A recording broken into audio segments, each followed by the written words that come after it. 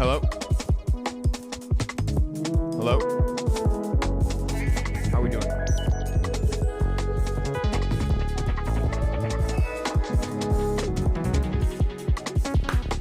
How are we doing? Are we good? How's everybody doing? Welcome to the broadcast.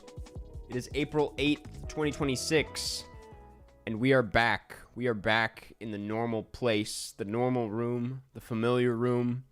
We are no longer in the closet, and it's time to talk about the pizza movie. Not the pizza movie, just pizza movie. We're not going to get into it right now, but that's what we're talking about today. Guys, today's going to be a fun one. I apologize for being a little bit late. I've been all over the place, literally all over the place. It's been a very, very hectic, just last 3 days, honestly. As a whole week, it's been crazy. So it's good to be here. I'm glad we were able to make it happen. It was looking dicey. It was looking dicey, but we're here. There's so much to talk about. It's interesting, these streams right now. I mean, right now till summer, what is there to really talk about, right? Like, there's not that. I mean, yes, there's the Super Mario movie. Yes, there's the drama. But, like, people talk about January being a dead movie season, and I'm like, sure. But also, like, that's, like, also the thick of award season, I would argue. Like, a lot of people, even if the movies didn't come out in January, like, are catching up with the awards movies throughout the winter. Like, I think the true dead season is, like, right now in April. April is typically pretty bleak. But that's not to say there isn't tons of films to see. And tons of films to talk about. So we can talk about some of those. I've seen quite a bit. But in the meantime, Jesus. Let me say hello to the members here today. Hello Z Manu98. How's it going? Tyler, good to see you. Cheese Gaming. Hello. What the Falconer. How's it going? David Howell, good to see you as always. Jude Leah. We're gonna roll with that. Good to see you. Lucky, how's it going? It's good to see everybody, man. It's good to see everybody. I don't know if John is going to be here. Drake, how's it going? Isaac, Anxious Sky, it's good to see you guys. And hello to everybody else. Yeah, I don't know if John's going to be here. Who's to say what's going to happen today? Today is going to be a real hoot. I'm all over the place. I'm still kind of adjusting. But the plan for today, I had this idea. Someone pitched it. I didn't actually have this idea. Someone in chat had this idea last week that in light of one of the member exclusive videos that I recently put out, where I look back at old top 10 lists and kind of reconfigure some things, that maybe on stream I go back and really dive deep into a particular year. That year, this stream being 2017, because I realized that I did not have a Letterboxd back in 2017. So my top 10 list does not exist. There's a video about it, but I thought it would be fun to just like look back at all of the movies from 2017, make a list from scratch, kind of see how that year panned out for us, see how much we've seen from that year that like we didn't even realize was 2017. Get into all of it. I mean, it sounds like a good idea. We'll see how it goes. I thought it would be more interesting also than like, you know, your typical like tier list. Like if we just made a proper, you know, Letterboxd list. You know, tier lists are for the kids. You know, this is a man's game. We're going on Letterboxd. So anyway, I thought that could be fun. Phantom Thread still number one. Let's not spoil the list quite yet, but there's a good chance it's gonna be a Phantom Thread kind of day. Carson, watch Mo Better Blues. I would love to. That's an essential Spike movie that I have yet to see. Oh.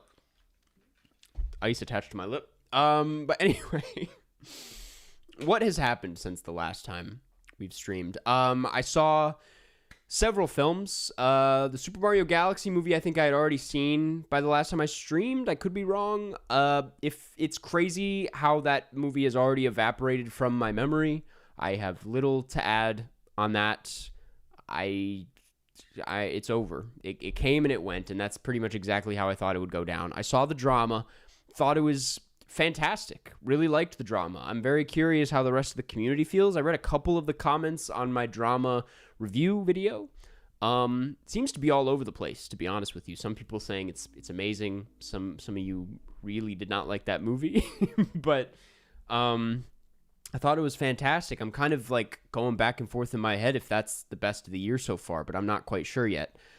And then I saw Faces of Death, which I don't think is actually out yet. I think it's releases like this weekend, I want to say. I should know these things. But I saw it twice, which is an insane thing to do for that movie, but it's very good, and I cannot recommend it enough. I think if you're looking for something to watch this weekend, assuming it comes out this weekend, then like you should make some time. You should make some time. It's a good film. It has early access tonight. Okay, there we go. I have not talked about this anywhere because there's no way to really log this. Also, I'll get to that super chat in just a minute. But I started the Ken Burns Vietnam series just randomly. Just decided randomly I'm going to hop into that. I'm going to get a PBS account. And I've never seen it. And it's like an iconic Ken Burns project that I've never seen, but I've heard many things about. So I'm really enjoying it. It's really quite crazy. Unk status? Yeah, it is kind of, if we're talking Unk status based off that choice to watch that, like, yeah, I felt a little old just watching the commercials and like, it's definitely an older person software streaming platform, I should say. ZQ, thank you for becoming a member. Appreciate it. Good to have you here. Also, let me answer this super chat. What the Falconer, thank you for the super chat. We both saw A Better Tomorrow recently. Thoughts? Yeah, I watched that with my friends. We had a group movie night, which I'll get into the voting system on how we picked on a movie in just a second. It was my friend Miles' idea, and I wanted to share it in case anyone else comes into it. It was very fun how he chose a movie. But yes, we landed on A Better Tomorrow, the John Woo film starring Chow Yun-fat, who's has become one of my favorite guys. And gosh, is it great. I thought it was just fantastic. So fun and so cool.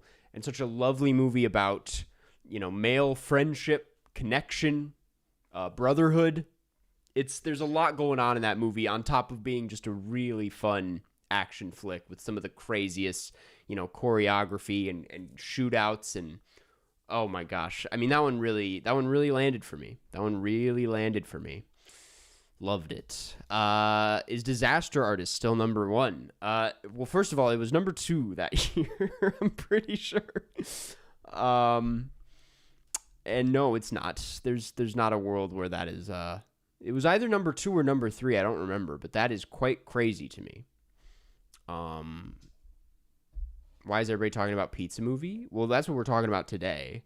And there's actually a lot to say about Pizza Movie. I think Pizza Movie is everything about it, from the movie itself to how it had like kind of a full circle moment as far as like being memed and then getting all these eyeballs on it that I don't think were on it beforehand, and those eyeballs being like the exact eyeballs that should watch this movie, that being like, younger Gen Z, Gen Alpha audience member. I mean, like, everything kind of worked out for this movie. I think it's been a really fun ride to see it kind of enter the conversation so naturally and so in the way it was supposed to be. It's quite crazy, but I'm really happy that it's finding success. I'm assuming it's finding. I mean, it's just kind of like a vibe right now. I don't know how it's actually performing, but it's pretty high up there on Letterboxd as far as like popular films this week, which is great to see. And I see a lot of people talking about it. Did you see the report that Gen Z goes to the movies the most? I just saw that. Yes, I saw that like an hour ago.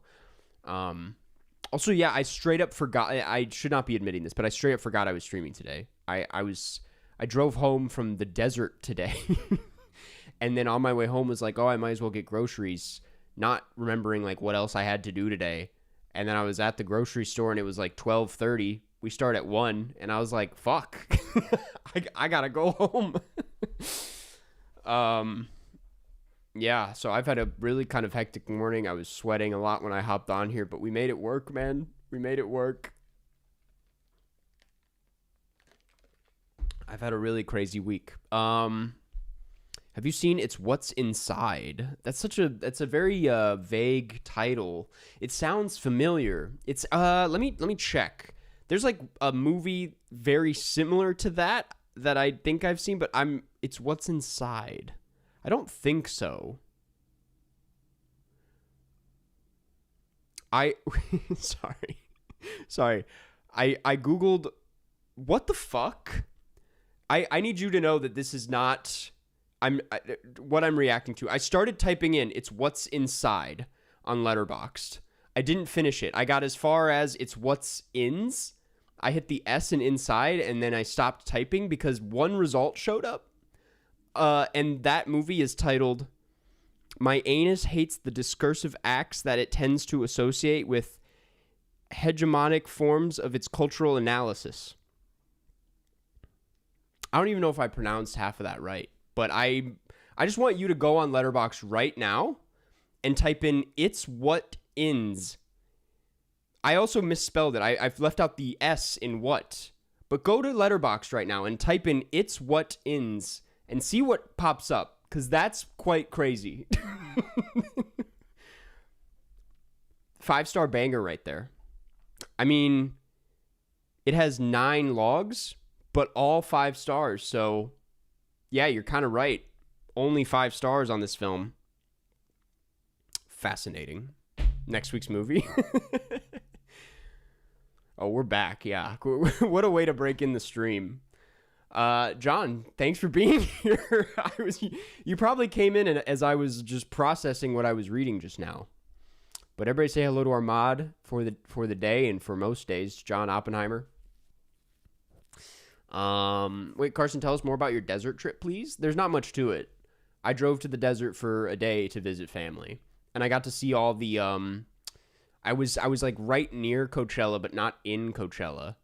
I'm not going to Coachella, but I got to see all the like Coachella billboards on the way there, and there was a great. They were okay this year. Usually, I've seen them in the past, and not the best year of billboards. There was a good Addison Rae one. She had the best one for sure. It was just like a dollar bill, and it had Addison Rae on the inside, and it was pretty good. But Cheese Gaming, thank you for being a member for 1 month. Appreciate the support. We should watch Come and See or Targets this week. I am definitely putting Targets in there. I've been wanting to watch Targets for so long. I'd love to watch Targets. Come and See, I don't know if I'm in the mood this week. But also, I know I'm going to be streaming next week. I will not be skipping any weeks of streaming, but like I'm kind of on an unofficial vacation sort of right now. Vacation, break, whatever you want to call it. It's been a really insane few months uploads wise. Like, it may not seem like that, but it's been nonstop of both like watching all of the things I need to watch, making the videos for all of those movies, like staying on top of all of it and the release schedules with all the Oscar shit. It was weirdly busy this year. And then as soon as that was over, there was just there was like The Bride and Project Hail Mary and then the drama and Mario. And I finally have a bit of a gap before Michael. So I'm gonna just saying, there's not gonna be a video for a little bit because I need a bit of a break. But we will be back next week streaming. All of that to say, I don't really feel like watching Come and See right now. It's like I want to be more in it for that one. I'm in a pizza movie mood these days. So, did you see the Oscars 27 and 28 dates? No, wait, what do you mean? I saw 27 and 28. I don't know what you're referring to, actually. I'll just admit. I don't know what you're referring to. I saw that no, that was something else.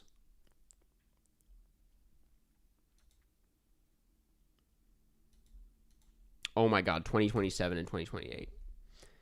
I need more. Right. Is it in March again? Did they announce that? I did not see that. March 14th. Ugh, motherfucker. Damn. Why are they doing that? Did they not learn from this last year? I feel like because the viewership was down, and I truly think it's because nobody gave a shit by that point. People were burnt out. Sinners had been talked about for like a year straight. Like the momentum was just lost. I mean, I was still there. I was still excited, but like you guys saw that night, like if you were at the live stream, you would know I was there was like I felt like beaten down by the end of the night. I was like, finally it's over. And it's really that's just a terrible time to hold these awards. They got to move it back to like early February. That's perfect. Quick shout out to Babylon. Yes, shout out to Babylon, and that's the last time we're going to talk about Babylon today, okay? You're on thin ice, man. Yeah, the 2019, or I guess 2020 technically, ceremony to celebrate the 2019 films was like mid-February, something like that. And I remember it felt just perfect. It was like such a perfect lineup. John, I didn't say John, it was if he did it again, John. Anxious Sky, thank you for being a member for 5 months. Members get free super chats. I better not waste right now. I didn't know that. I did not actually know that. That's interesting. Still figuring out this whole thing. Any thoughts on the needle drops in the Mario Galaxy soundtrack compared to the first Mario movie? I could not tell you a single needle drop that happened in that film. I know what was playing during Yoshi's backstory. Yoshi's quote-unquote backstory, which was just like the quickest and lamest, like, borderline offensively short backstory. That's the only song I remember playing, or I remember hearing. Did you get the Yoshi popcorn bucket? I did not. I saw it at 9 in the morning. It was Hypnotized by Biggie Smalls? Why do I not remember that? That's so funny. That's so funny. I do not remember that at all. That's... Gosh, man. I mean, I made a whole video using the first Mario movie as a bad example about music supervision in films and like needle drops and how they should be used and like what the intentionality of putting music in your film, and like how the Mario movie, the first one, had like it just had like all the most generic needle drops out there. And like Biggie Smalls Hypnotized, that's kind of funny for Yoshi, but I would argue, I would take it a step further and say that like it's also how you use it that matters, like how it comes in, how it's cut together. I'm amazed I don't remember that, but maybe that's maybe a little bit on me. It was 9 in the morning and I was checked the fuck out.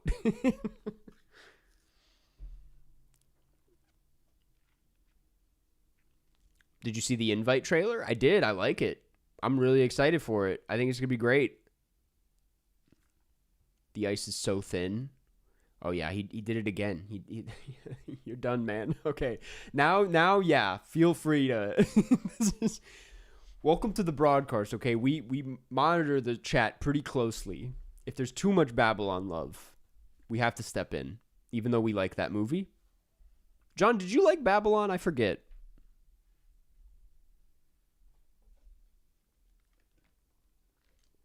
We hate Babylon here.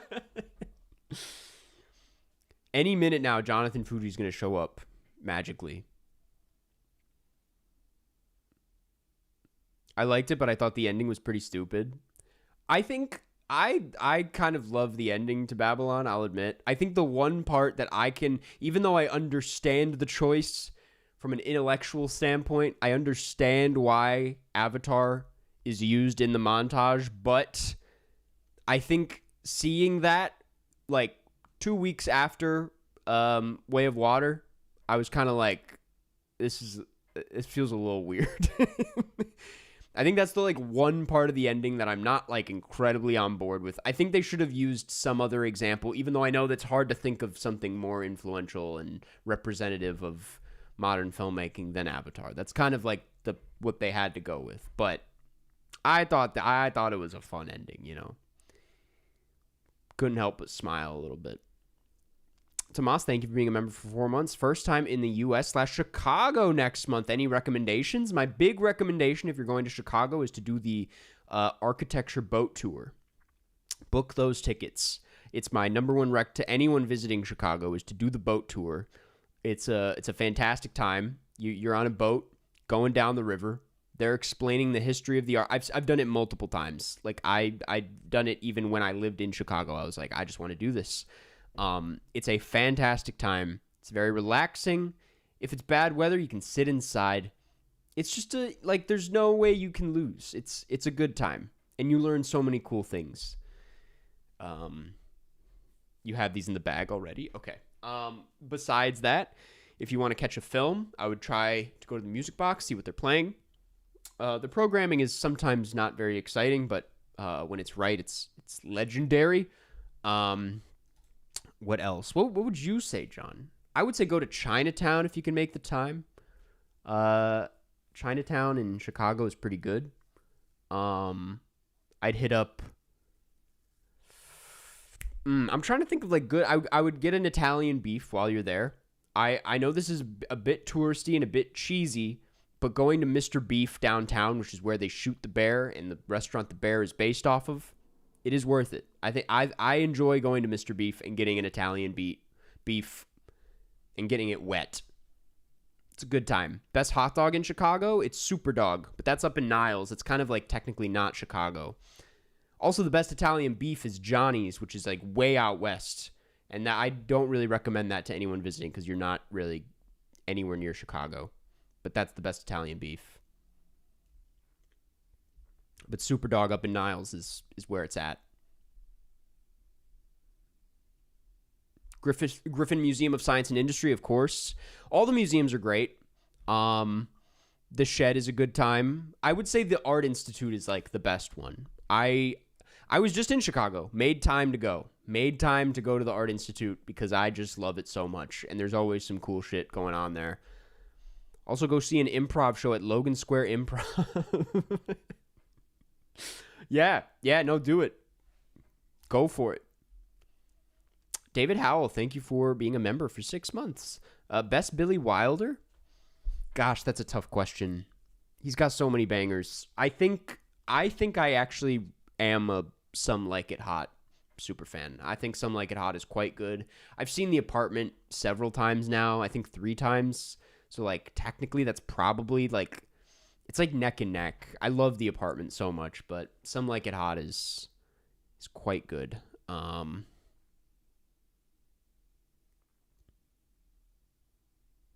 The Shed is honestly overrated in my opinion. The art museum is truly special though. Yeah, Shed if you're not in the mood to look at beluga whales, then what are you doing? But the Art Institute, you really can't go wrong. You need to accept that you're not going to see everything, but I will say if you want the Karst insight on something you should make time for, because I'm a fan, and because there's a rumor going around that Wes Anderson is a fan, but I think it's just a rumor. In the basement, there's a miniatures room. Go look at the miniatures. They're pretty cool. I get a kick out of them.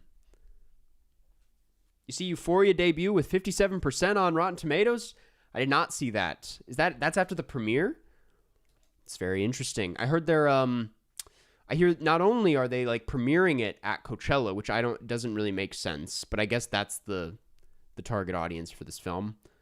But I also hear that Coachella's trying to turn themselves into a South by Southwest thing. They're building a theater, which I that doesn't really make much sense. It's different vibes, right? South by Southwest, you're in a city. It makes sense that you would get a wide range of art forms, pop into a theater for a little bit. You're in Austin, why not? But at Coachella, it's you're out in the desert and people are on drugs, and I don't really understand it. But is Euphoria season 2 really bad? From my memory, yes. I think it's actually probably worse than I'm willing to admit. I had a good time watching that season. That was a really fun couple of weeks watching what felt like a car crash that spanned out over multiple weeks. Just a show that just kept getting worse and never really tied itself together. I was like just waiting for it to all come together and prove us all wrong, and then it never really did. But goddamn, was it fun to watch. I mean, it was a thrill but like every now and then it was incredibly boring. There was one really good episode. It was like their after hours moment where it's like it was Rue having like a night out. She has one crazy night. And I remember thinking that episode was pretty great. But the finale was quite bad from off my memory. I remember thinking it was a rough watch. There was like a 5-minute Dominic Fike music number. Jacob Elordi innocent. Most of the cast is doing a good job. I mean, don't get me wrong. I like the cast is pretty good. The cinematography is obviously incredible. The direction is hit or miss. Feels uninspired to say well, maybe that's not the right way to put it, but feels a tad empty. That's always been the issue with Sam Levinson. Would you go to Coachella? In a heartbeat. I've never been. And I don't give a fuck how bad of a rep it gets. I think it would be fun. I would want to experience that just to see what it's like. What the Falconer, thank you for the super chat. Sorry for always yapping about sports. No problem at all. You mentioned last week you swam. I did. What was your hype song? Your events and favorite swim film moments? Speedo pics? Okay. So that's the whole thing, is that there aren't a lot of great swimming movies, which is why in the back of my mind I've always wanted to make a swimming film, but I can't think of any good ideas. There's a reason there's not. It's not a terribly interesting sport to watch. I think the closest thing we got is like Water Lilies, the Celine Sciamma movie, but that's synchronized swimming. That's not even the same. It's not lap swimming. My event was the 100 butterfly, which I was pretty damn good at. I got to give myself that. I was pretty good at the 100 fly and the 200 IM. My hype songs, they varied. I think I'm too embarrassed to say any of them out loud. I listened to a lot of Lil Wayne in high school. But yeah, and there's no Speedo pics. Actually, there are Speedo pics, but they will not be coming out on stream for obvious reasons. I will say I was the team captain, and because I'm who I am, actually it was like not just me, it was the other team captains. We decided kind of as a bit to make our team Speedo one year like this like Hawaiian floral pattern that looked really silly, and all the other schools like took this thing way more seriously than we did, but we all came out in like little flower Speedos. And I thought it was great. I thought we looked incredible. we had fun. Good times. Actually, horrible times. Hated every minute of it, but fun to look back on. The Swimmer is good, right? That's not really it's not a swimming movie, but that's you have a good point there. It is called The Swimmer, but I wouldn't really call that a swimming movie, even though he does a lot of swimming in it. I guess The Plague is... I haven't seen The Plague yet, but yes, that is a swimming movie. You're right. One of the year's Oscar shorts, Butterfly, is a good swimming movie. It is, yes. And I enjoyed it specifically because he's doing the butterfly in the film, which was my stroke.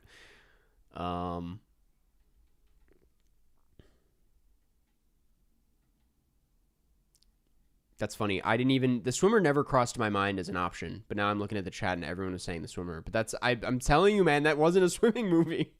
He is not in a swim cap not once. Too many surfing movies, need more swimming. No, but like even if I've never surfed in my life, if I have no connection to surfing, I do think it's a fascinating like central activity to a film, because I think there's a lot of surfing is, it's pretty philosophical. There's a lot of depth to surfers. It's fun to explore on film. It's a pretty cinematic sport. Whereas swimming, you could also argue there's something there. But it's very mechanical.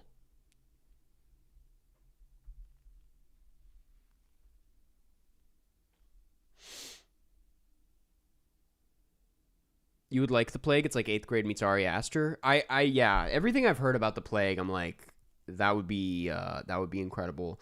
Oh, I watched this other film this week, Our Hero Balthazar, directed by Oscar Boyson, and Noah Centineo in it. Not a very big role, but a good Noah Centineo performance. I didn't mention that in my Letterboxd review, but because it's too small of a role for me to mention it. But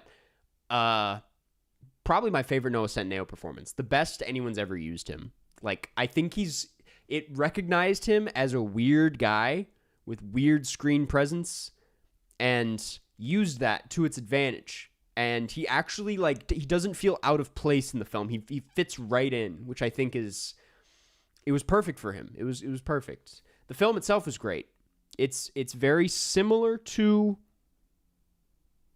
I'm not going to say, because that would be, I'm not going to say, but it's very similar to another movie that you've probably maybe seen, about a similar idea that also manages to find humor miraculously in that subject. But above all else is just a very kind of tender film about young men and the internet and how isolated young men feel nowadays. I mean, it's a really kind of it's a great movie.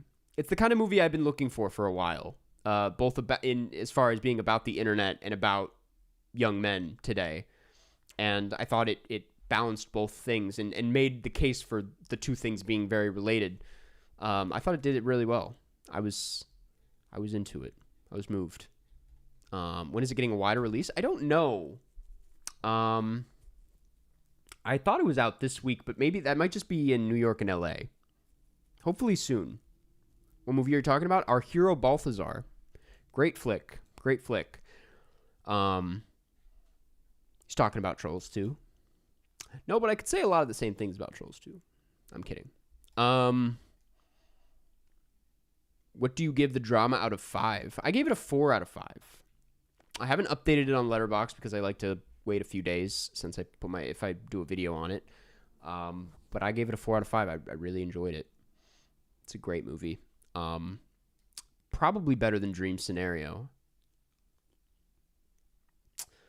Have you heard of I Swear? I have, yes. I'm looking forward to checking it out. Obviously heard a lot about it through its night at the BAFTAs and I mean, the really out of nowhere Best Actor win. I heard he's quite good, so I'm looking forward to checking it out. I also heard a lot about it at TIFF that year. I prefer Dream Scenario. That's fair. Dream Scenario is a bit more fun, whereas the drama, I was getting, like, I if someone had taken, like, a picture of me in that screening, I probably would have had, like, crazy forehead veins. I was just deep in thought the whole film. It's like, what's going on here? Who's really up to no good here? And, like, what's this trying to say? And I like that about it. I think it's a very engaging watch.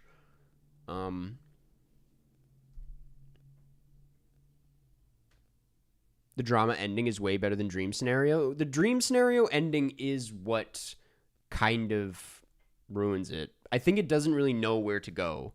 And that's what's so interesting is because, and I talk about this in my video, but it's like Dream Scenario has this incredible premise that unwrapping it is so fun to watch. Like, seeing how it plays out, it's done really well. There's a lot of great humor. Nick Cage is amazing in it. And then it, like, doesn't really know how to make sense of, like, the negative side of the film. It has a very similar plot structure to Another Round. And I mentioned this in my video, but it's the kind of movie where there's this incredible high, this incredible build up, and then it reaches a peak, and then the rest of the movie is just seeing how bad things get. Like, and that's just what it is. But I don't think that back half is as interesting or as funny or as insightful as what the first half is like. And then the ending really feels like a reach. But the drama is interesting because it's basically starts at that peak and the whole movie is going down. And that allows it, I think, to explore things in a more kind of zoomed in way. It explores the more nuances. It forces itself to like make a movie out of one giant downward spiral. And I think it works. It's a fascinating film. Christopher Borgli is just good Ruben Östlund. I disagree. I think they're both good at what they do. There's something going on in Scandinavia, clearly, where they just love doing this kind of movie. But I think Christopher Borgli's a lot funnier than Ruben Östlund, and that's because Christopher Borgli casts a lot of really talented comedians in his films. Like, he casts like some of my favorite comedians working today.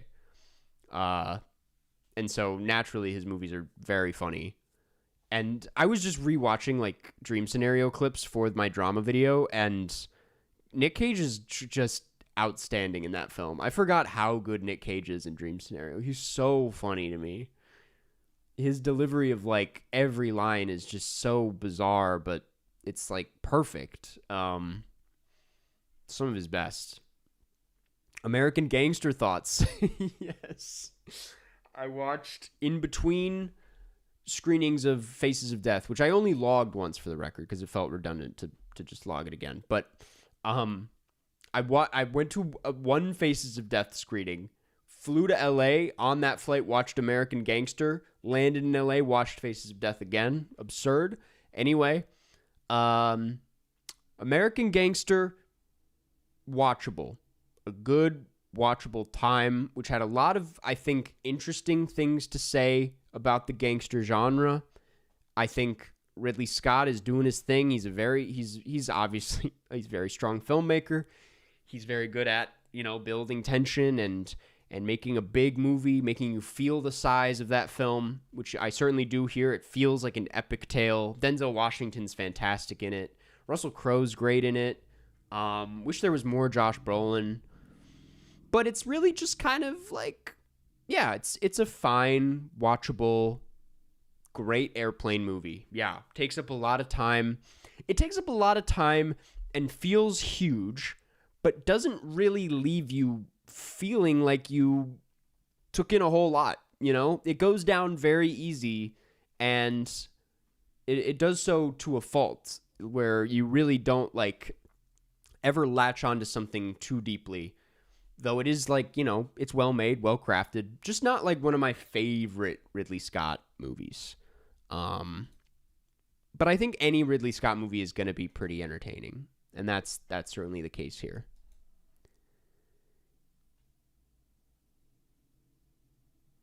What the Falconer, thank you for the super chat. How did you and your homies pick the movie? Oh my God, I never got into that. So yeah, there were a lot of us. I think it was like 5 of us. Each of us listed, I think 4 movies. We all, because it's very hard to come up with a movie to watch when it's like a big group like that. And this could happen in like just a 2-person situation as well. You could do this. But we each picked 4 movies that we want to watch. Like 4 movies that you would love to watch. You all make a giant list of all the movies that everyone wrote down. So the total ended up being, I don't know how many, but it was this big list. And then you go around in a circle, and when it comes to your turn, you delete a movie off that list that you have no interest in watching.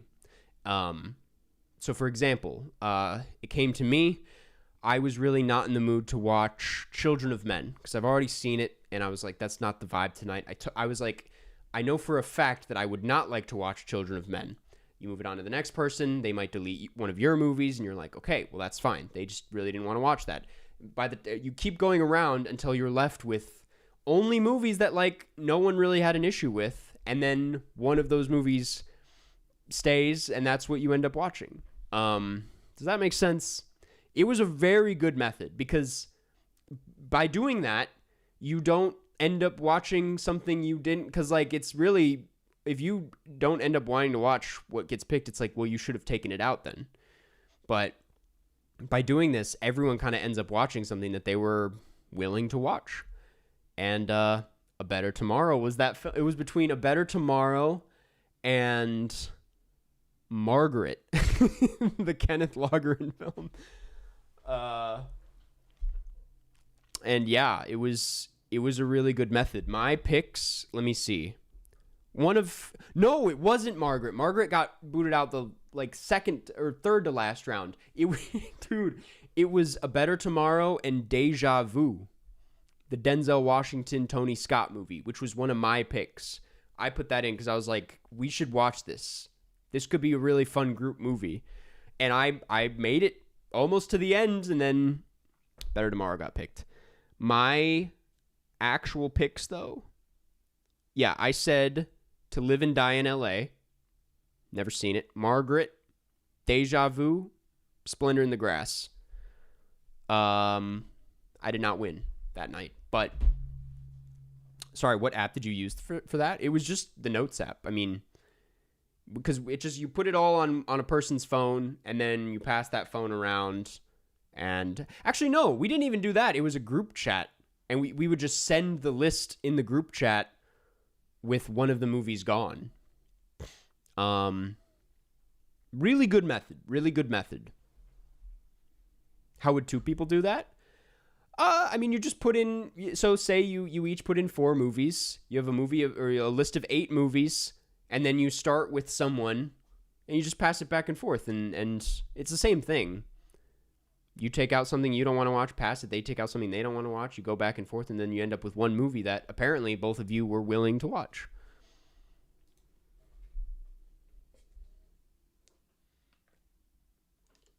It's quite easy. It's quite easy. My mom and I are trying to find a day to watch Devil Wears Prada. It's just, I mean, it's an easy watch, you know. I would say any day is a good day to watch The Devil Wears Prada. My mom was talking mad shit about it last night, though. The new one, not the old. The old one's a classic. Everybody loves the old one, of course. But she was like, I'm dreading it. I'll be there opening day.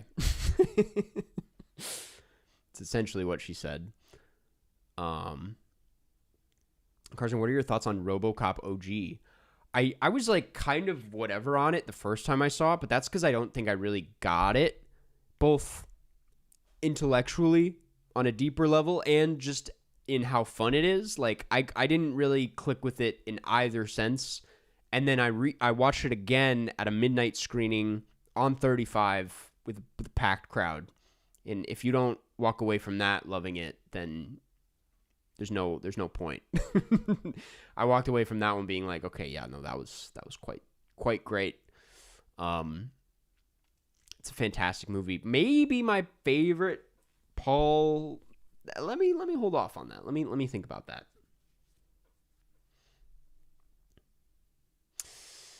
I made my friends watch Frederick Wiseman's Welfare at our last movie night. They loved it.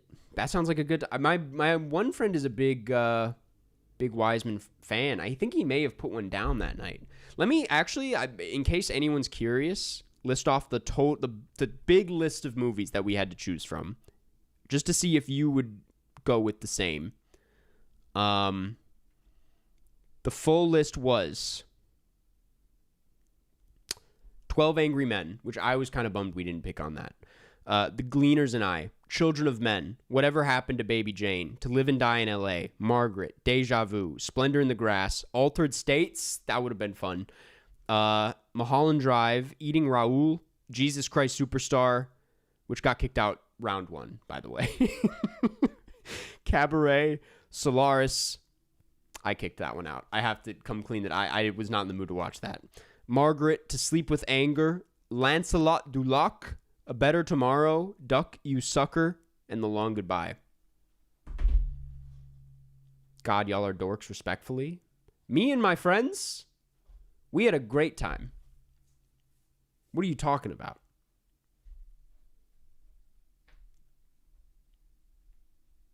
I don't think Altered States would be fun. Okay, I've never seen it. I'm going to take your word for it. I think all, most... Who is that? Ken Russell films are pretty, even if they're a bit much, they're pretty fun. The Devils is a wild ride. Fun might be the wrong word, but I Am a Pizza Movie. Yeah, man. Yeah. No Anyone But You. It's truly the first time I've heard that movie come up since like 2023. Is that when that came out? It has not come up in conversation since. Watch Starship Troopers, please. I'd be open to putting Starship Troopers on the list this week. So far, we have Targets and Starship Troopers. Let's keep that in mind. Where was I? I'm thinking maybe about getting into the 2017 thing in a second here. I don't know like a clean way of describing it. I just said in the title of this stream, the 2017 list, the best of 2017, something like that. Because that's really the best I got. But if you didn't know, today we're going to be going through all of the movies that I've seen in 2017 and making our list from scratch, making our best of list. Because, god damn it, I didn't have one before this. I'm now just realizing, does Letterboxd have the... Can you just simply make a list from all the movies in a year by default? That would be a really nice feature, but it doesn't look like they have it. That's a shame. I think I'm figuring out a system, though. 2017 for Lady Bird? Yes, 2023. Okay, good to know. But anyway, we are going to get into this in just a second, as soon as I figure out a good, efficient way of setting this up. Carson, you promised us Bill and Ted. Did I? When exactly did I do that? I don't remember doing that. All due respect. Does Lean on Pete count as 2017 or 2018? I don't remember. If it's listed as 2017 on Letterboxd, it's probably going to be a 2017 thing. I think the only 2017 film I'm going to leave out is First Reformed, because that one I do remember as being like a pretty definitive 2018 film, even though it premiered at, I think, like New York Film Festival or TIFF in 2017. I'm not counting it as 2017. He did promise Bill and Ted? I'll put it in. No promises that it'll get voted on. But I'll put in Bill and Ted and see what happens. Feels too similar to what we just watched, no? But maybe I'm wrong. Rosemary's Baby for the film? I've seen it too recently, I want to say. It's been a couple years. Is it not? I'm pretty sure my little fact about that film is that it was the first movie I ever talked about in a What I Watched This Month video. I could be wrong. Not too similar, no? Okay. Yeah, I played at festivals 2017. Okay, let's see about setting this up. Oh, maybe I could have this open here. No. Okay, give me a second here. Bear with me.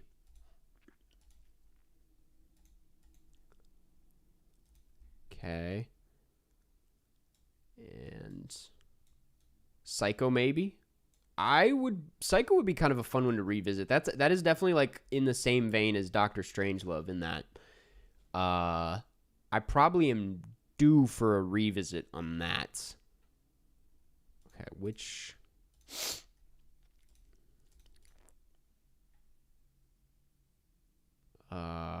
start a new list. Yes. I'm really glad I'm doing this here and not. Okay.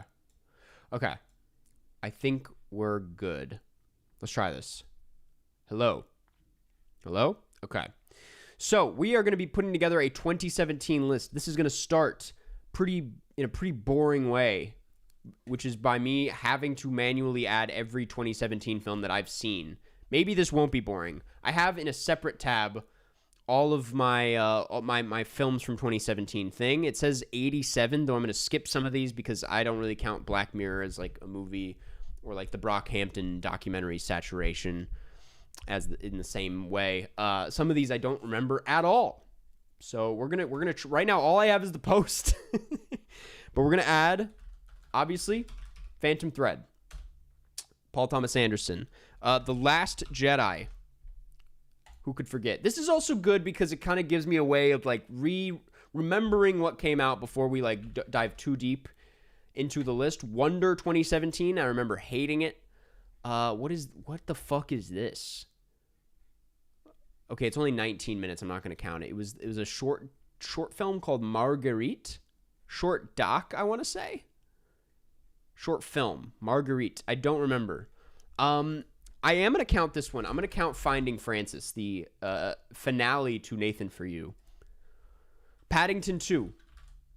Wait, Paddington 2? Was Paddington 2 2017? Can we get a fact check on that? It says it on Letterboxd, but for some reason I don't believe that. Okay, that's another short film. Coco. Of course. Paddington 2 is 2018. Okay, that's what I thought. Very weird. Maybe was it a festival movie? Creep 2. Loved Creep 2. Please correct me if I'm wrong on any of these being 2017 films. Blade Runner 2049, of course. That's no doubt in my mind about that. Thor Ragnarok. Who could forget? SPF 18. Good God. November. Oh, Jesus. This is quite the list. November Criminals. The Ansel Elgort film, November. Dude, this is going to be so good for my Cine 2 Nerdle. I'm remembering some deep cuts right now. Unicorn Store. That's my go-to Brie Larson Third Strike. Revenge. Coralie Farja. Classic debut feature. Disobedience. Another kind of underrated, what's her name? Rachel Weisz? Molly's Game. Molly's Game. Aaron Sorkin. Hannah. Forgetting that actress's name. Iconic. One of the best actresses to ever do it, and I can't believe I'm forgetting her name. Is this a film? Feature film? Okay, what the fuck is this? I think I watched this with my host family in France. Boom for Real? The late teenage years of Jean-Michel Basquiat? Guess I watched that. Death of Stalin? Barely remember that, but I remember enjoying it. Dunkirk, of course. I'll put in Dunkirk right now, just so we don't skip over it. I, Tonya. It Only a Movie. Mother. Not much more to say there. Obviously, Jim and Andy. Come on, man. Jesus. The Great Beyond. Song to Song. I haven't seen Song to Song. It. Some of Finn Wolfhard's greatest work. 3 Billboards. Speaking of Martin McDonagh. Ryuichi Sakamoto's Coda.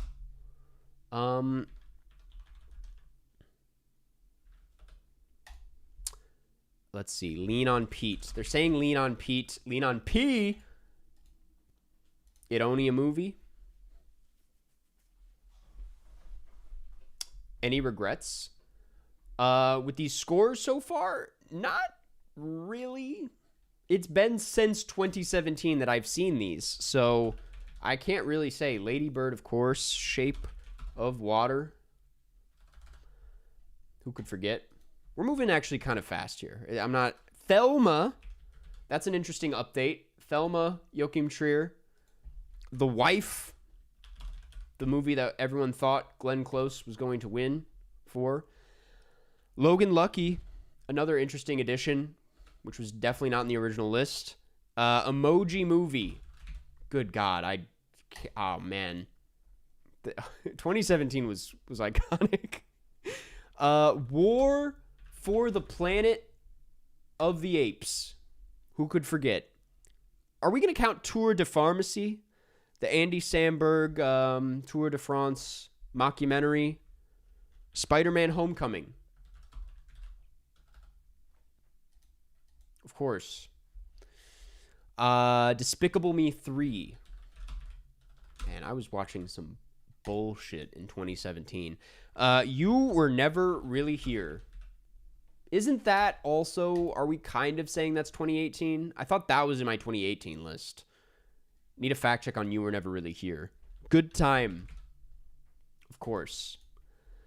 Ooh, The Beguiled. Now we're getting into some good, interesting stuff. The Beguiled. Maybe my favorite Sofia Coppola. Cars 3. Interesting. Oh, here's a stinker. Pirates of the Caribbean. Dead Men Tell No Tales.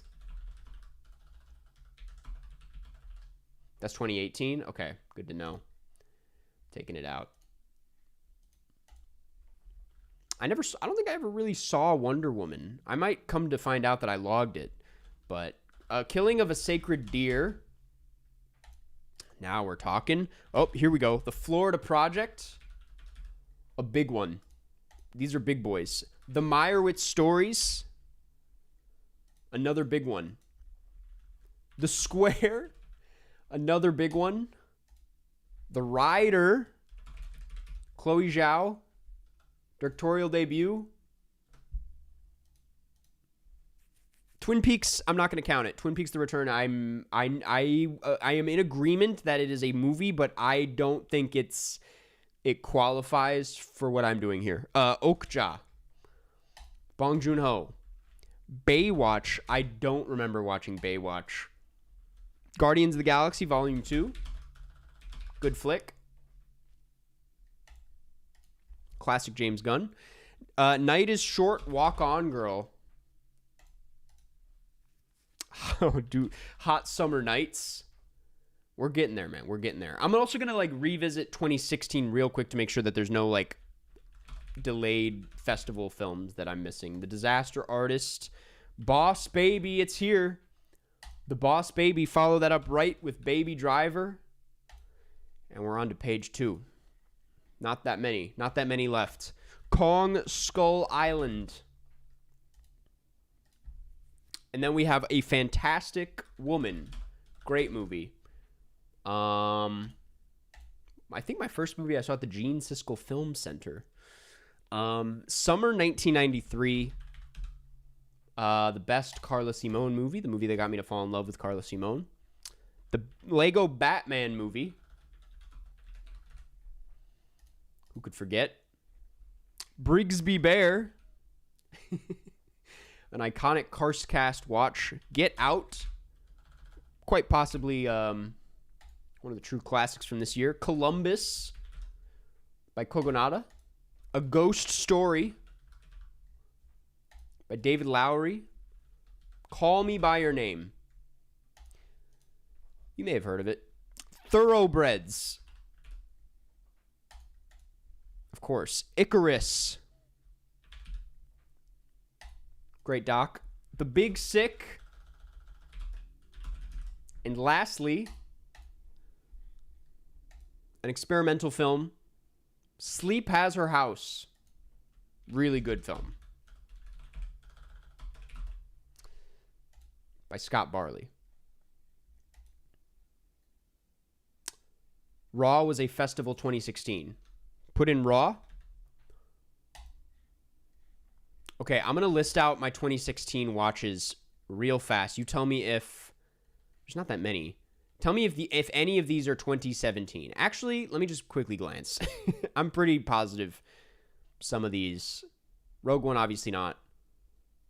Silence was a true 2016, right? The Founder, Moana, 20th Century Women, Your Name. I'm pretty sure all of these. The Neon Demon, did any of these not? Raw was a 2017 film. The Wailing, The Red Turtle, 10 Cloverfield Lane. These are all very, not a lot of indies. Certain Women, was that was a true 2016 release? Hail Caesar. Swiss Army Man. Yeah, Operation Avalanche.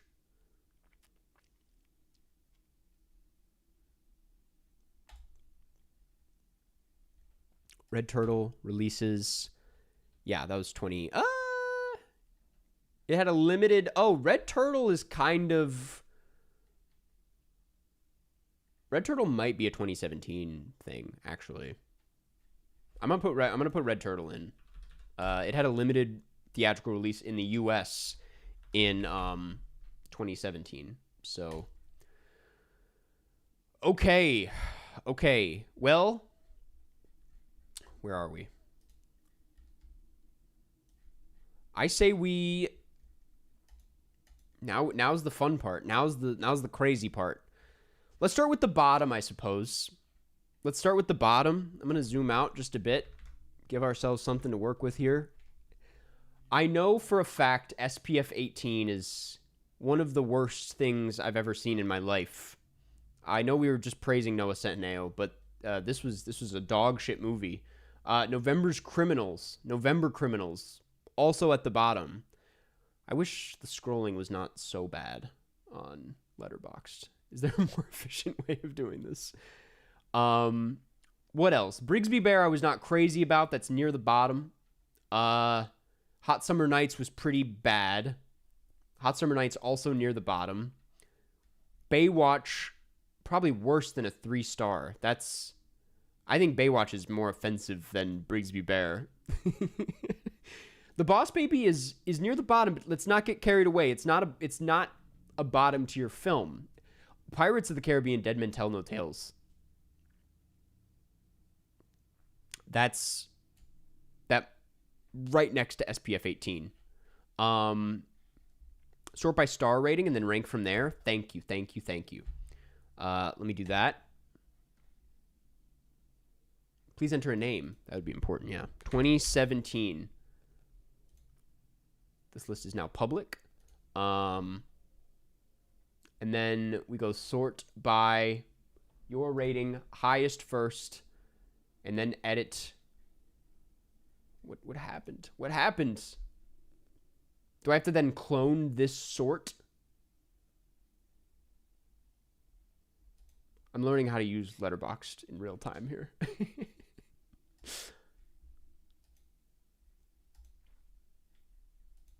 Sort by within the edit. Where do I do that?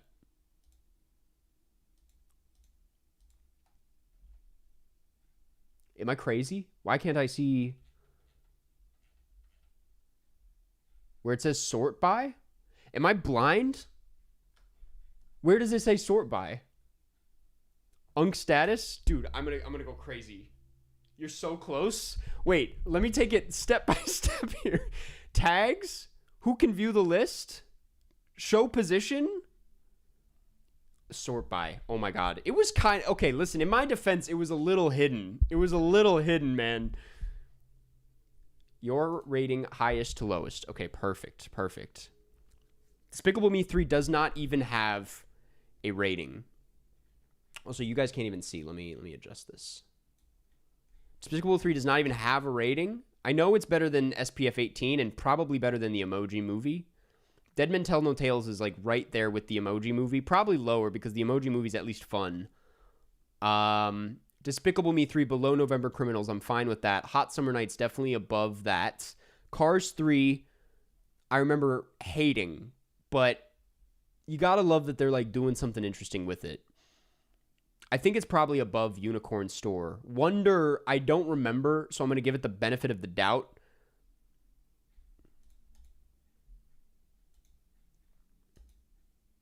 What are we saying? Put your glasses on, man. Well, now I'm in rank mode, okay? So I don't even care what anybody's saying. I'm pretty happy with this. SPF 18, Dead Men Tell No Tales, The Emoji Movie, Despicable Me 3, November Criminals, Hot Summer Nights, Unicorn Store, Cars 3, Wonder, Brigsby Bear, Room for Real, The Late Teenage Years of Jean-Michel Basquiat. I obviously don't remember what that was. An honest-to-God attempt at, exploring the late teenage years of Jean-Michel Basquiat, so I got to give it that.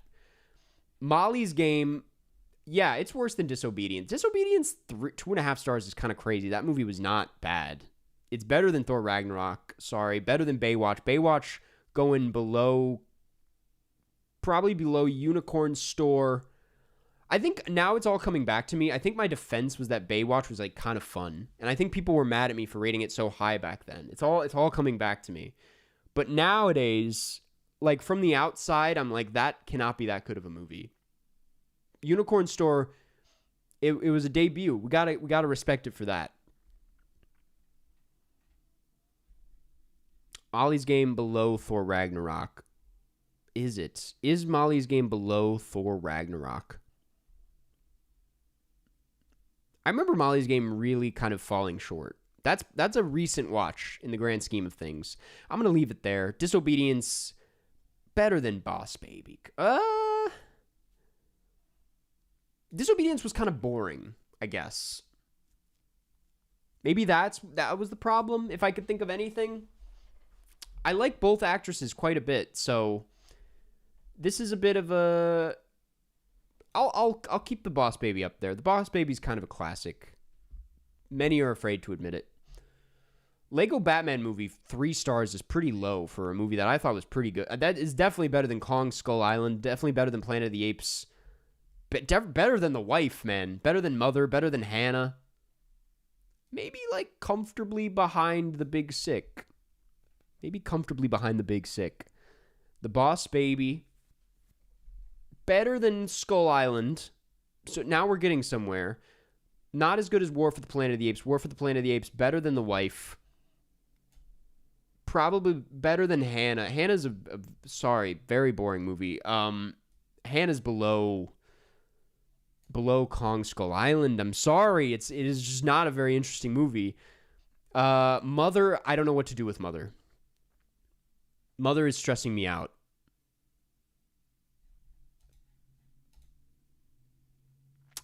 How does the chat feel about Mother? Not that I'm going to let you guys tell me where to put it, but I'm curious, like, does anyone feel like...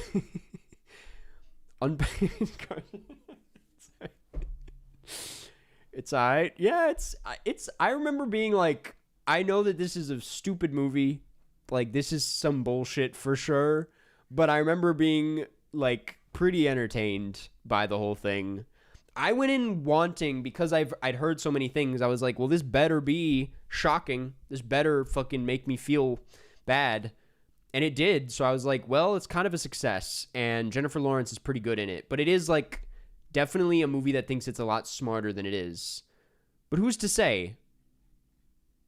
I think it's definitely more interesting than The Wife and The Boss Baby. It's definitely better than a lot. Okay, it's better than War for the Planet of the Apes for sure. And maybe that's it. Maybe the Lego Batman movie is a better time and more assured of itself.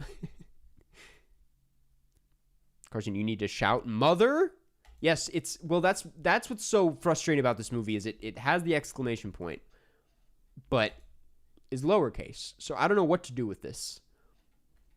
The Lego Batman movie, yeah, that's comfortable where it's at. The Big Sick, better than Thoroughbreds, better than The Disaster Artists.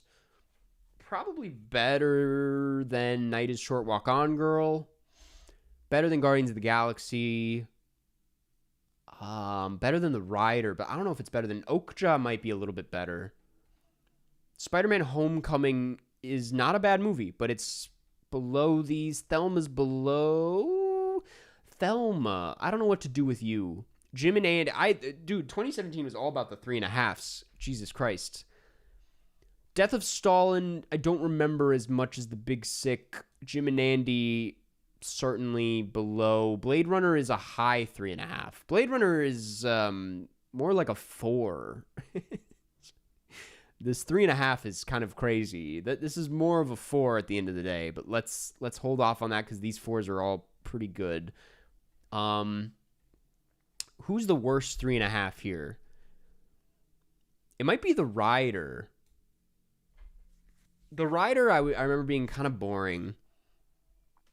Jim and Andy, The Great Beyond is a great documentary.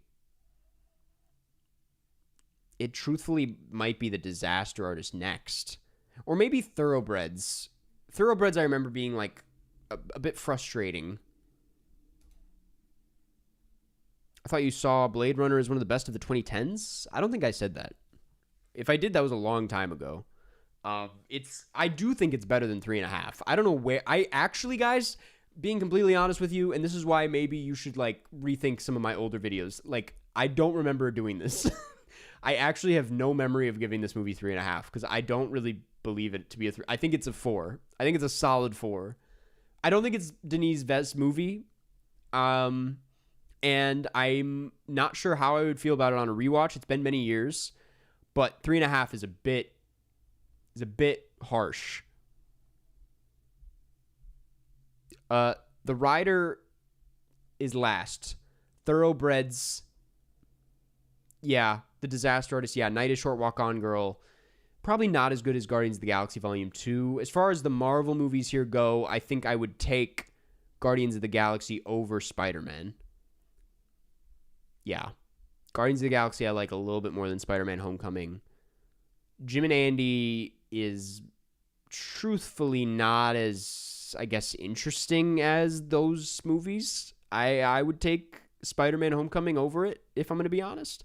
Death of Stalin, been many years. It's the kind of movie where I feel pretty confident in saying I would like it more on a rewatch. I've been meaning to rewatch it for a few years now. I haven't. So I can't really put it any higher than this. But I'm going to leave it there. I'm going to trust in myself that I would like it even more on a rewatch. So I'm going to leave it there. And then The Big Sick, and then Okja, then Thelma, then It. What do we do with It? Where to put It?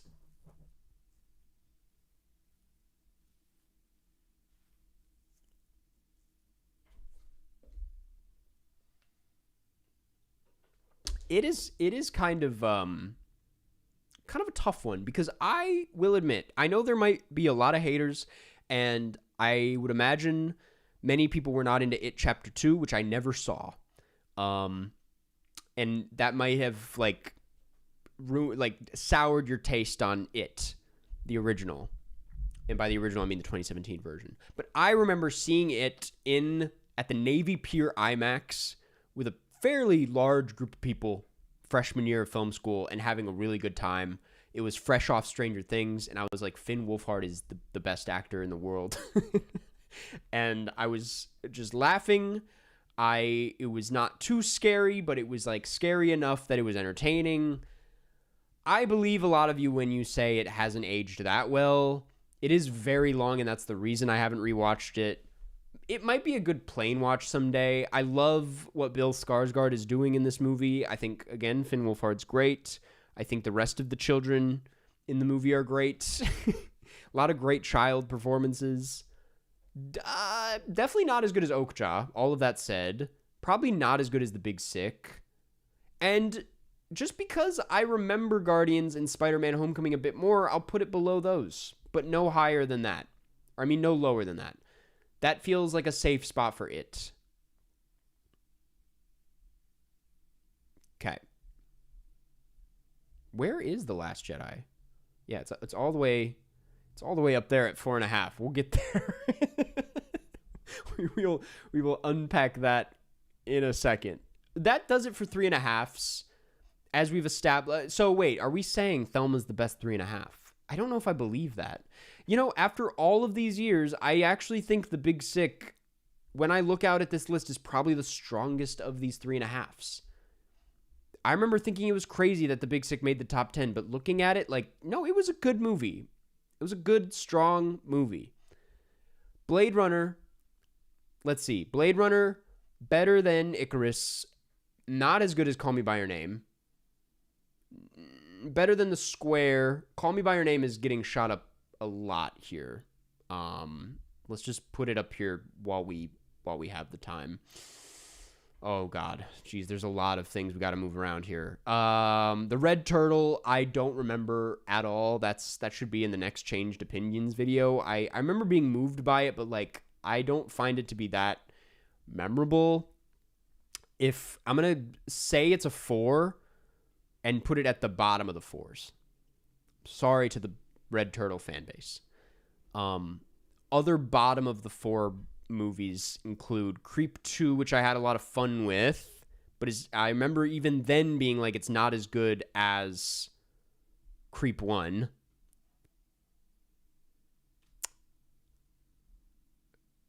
The Ryuichi Sakamoto documentary is solid. I only just recently saw this. It was good. As far as documentaries go, definitely not as good as Icarus. Creep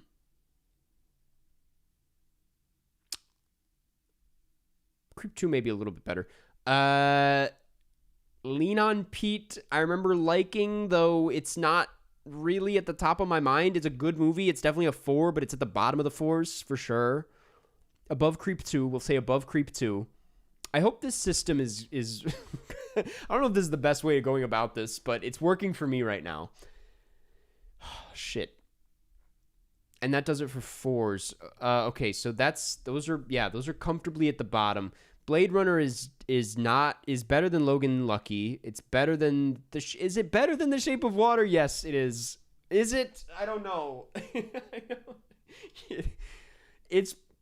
It's probably better than The Shape of Water. It's definitely better than Three Billboards. It's definitely better than I, Tonya. It's not as good as Dunkirk. It's better than Revenge. It's better than Coco.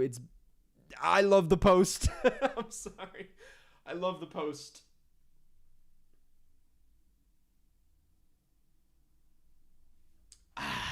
This is painful.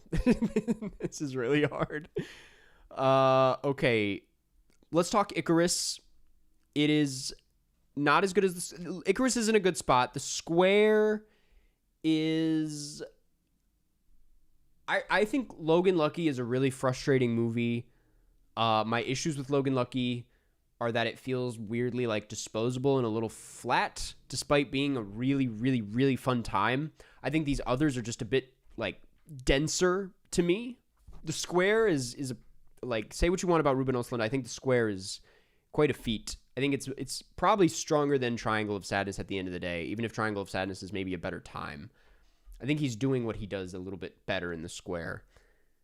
Oh, man. Good Time is pretty good. I mean, everything that has come out about the production of this film kind of sours it a bit. As much as I want to try and like look at it just as the movie, there's like, for a movie that's not very deep, you know, I mean, I'm sure there's a deeper way to read this movie. It's heartfelt. There's a lot of soul to this movie, but I think Marty Supreme and Uncut Gems, and even I think it's a better movie than Smashing Machine, but I think Smashing Machine feels a bit more mature. I have very complicated feelings on Good Time. It's probably better than The Shape of Water. It's definitely better than Three Billboards. It's definitely better than I, Tonya and Revenge and Coco. Now I'm stuck. I'm going to leave it there. Just trust my gut. Like, years from now, this is probably how I'm going to feel. Right now, I'm not there. I'm like a little hesitant, but I want to know that that's the truth. Coco is a great movie. It's not as good as The Square. Square is... I enjoy watching The Shape... I've said my piece on The Shape of Water. I think it's a great movie. I have a lot of very strong feelings toward The Shape of Water. I think it's a really lovely movie that... even if it was kind of hated as like being the best picture winner that year, I think it's actually like a really sweet movie. I like it probably a bit more than I, Tonya and Revenge. Maybe not as much as Good Time. Revenge, I think, is not as exciting as I, Tonya. It is better than Three Billboards. And Three Billboards, I think, would be right behind The Square, which leads us with Coco versus Three Billboards. I think Coco sneaks out above it. Three Billboards versus Logan Lucky. I think Logan Lucky may squeak out above it. And I also think Icarus may squeak. Icarus is better than Logan Lucky. Icarus is better than Coco. I'm done. That's it. I think that's good for 4, right? except for at the top, I think Call Me by Your Name is better than The Post.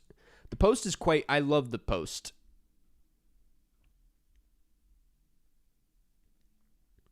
I have a headache. Oh, man. This is fun. I'm not going to lie. This is fun, but I have a headache, and I'm stressed the fuck out. Because now I'm looking at the 4.5s, and I'm like, there are some movies that do not belong this high.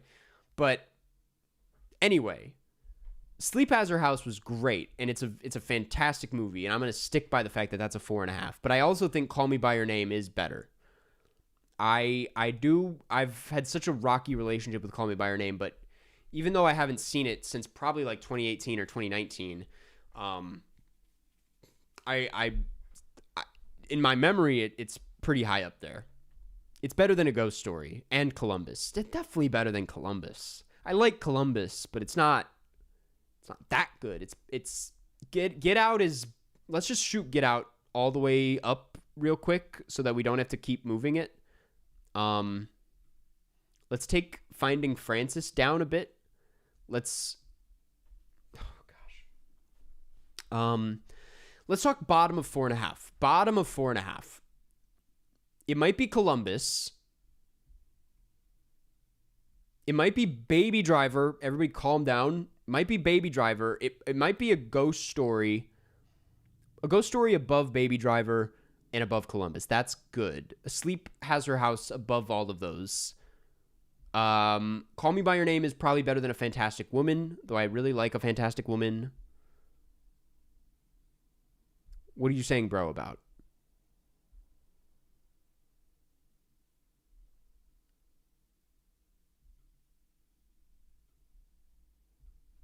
I know several... Listen, there's several friends of mine whose tastes I identify pretty close with. Like, we have aged in a similar way, taste-wise. They've rewatched Baby Driver recently. I have not. But they were like, it's really not that guy. It's really not as good as you remember it being. And I'm like, okay. I'm not gonna like, you know, take their word for it too strongly, because I remember loving Baby Driver. I've rewatched Baby Driver many times. It was one of those movies that like got me to fall in love with the form, because it's just so loud about it and so stylish and exciting. But I'm terrified to revisit it. I'm gonna just calmly put it down there for now. A Fantastic Woman is great. The Meyerowitz Stories, Call Me by Your Name is better than the Meyerowitz Stories, but Meyerowitz Stories is above the rest of these. Nathan For You, Finding Francis, I'm starting to think that maybe I just shouldn't have it in here. How does the chat feel about that? Should we include the Nathan For You finale? I feel like everybody's going to say yes, but like, speak truthfully. Like, are we counting it as a movie here, or is it like a really good finale?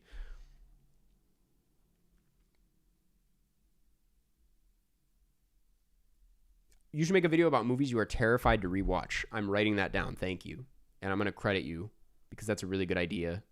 Johnny Francis. And while I do that, people weigh in on whether or not I should keep it.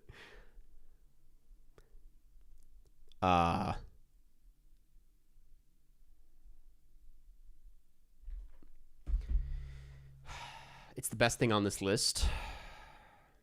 No Twin Peaks, no Nathan. I disagree. That's a little different. The Meyerowitz Stories. Is that how you're supposed to pronounce it? I thought it was Meyerowitz. I'm gonna keep it. It's gonna make me stressed out because now I'm like, is it better than Call Me by Your Name? Probably not, but it's up there. It's up there. Star Wars The Last Jedi. So I know I like really hyped up this section where I talk about this, but truthfully, I don't remember a whole lot about it. I respect this movie. I think Rian Johnson is a very exciting director. I'm really detached from Star Wars. I did not grow up on Star Wars. I don't know what the fuck is happening in Star Wars half the time. So really, I don't have like a strong emotional attachment to anything that's happening in this movie. I don't really give a fuck about what's happening in this movie, but I do think it's a fun time, and it makes bold choices, and it looks great, and that's all that's really where my feelings on this end. I may have stronger feelings on this on a rewatch, and maybe if I like just really like zoned in on Star Wars for a little bit and had a stronger feeling about everything going on in Star Wars, I would have more interesting things to add to this conversation that's been dead for years. But as it stands, I thought it was a fun movie. It's not as like it's not up there for me though. It's probably better than, I don't even know. It's like down here. It's maybe down here. It's not as good as The Posts or these movies. Okay, wait. Stop. We'll stop there. We'll stop right there and right there. That's good. That's comfortable. Okay. The Beguiled is like one of my favorite things ever. It's better than Call Me by Your Name. Beguiled, as it stands, is the best 4.5 we have. It's maybe my favorite Sofia Coppola. It's just an incredible movie. I've been itching to rewatch it for years because I just love it. It's so fun and so disturbing, and I think is the best her style of filmmaking has ever like suited the material she's working with. Like it feels like she finally I know that people feel that way about, everyone's got a different Sofia Coppola movie where they apply that argument to. Like you could say Somewhere is the strongest. You could say Virgin Suicides is really where she peaked, or The Bling Ring, certainly. Priscilla, Marie Antoinette. You know, there's always a Sofia Coppola movie that has like a very strong following, and to me that's The Beguiled. Like I think that's her movie. I'm sure on a rewatch I might bump it up to a 5, but like it's been a while, so I'm not gonna say anything too crazy here. Okay, now we're in the 5 section. We've reached the 5s. Phantom Thread is comfortably at number 1. Let's just get that out of the way. Phantom Thread is the best movie of 2017. Lady Bird is a close second. I stand by that. I still think Lady Bird is a really good movie. The Florida Project is a close 3. The Florida Project is a essential Sean Baker. Kind of the last of that kind of Sean Baker. I don't really feel like, I think once he moved on to Red Rocket, and then you see what he did in Nora, it's like he's in a new era of his career, and the Florida Project feels like a sort of it's like, it's very heartfelt and like tender, and I don't know, you could argue that you see a lot of that in Nora too, but like he's in a much rowdier part of his career that you don't really see so much in the Florida Project. But I do love the Florida Project a lot. These are not really going to move. This is when it gets tough. Anxious Guy, thank you for the super chat. You are really coming out as a The Post lover, huh? I respect your bravery, even if I don't respect you as a person anymore. Thank you for saying that and then donating to me. Thank you. I mean, the Post is kind of like The Beguiled. It's kind of like a lot of movies on this list where it's been so long and my gut is telling me, similar to like Death of Stalin, where I'm like, knowing how I feel about recent Stevie Spielberg, I think I would love it.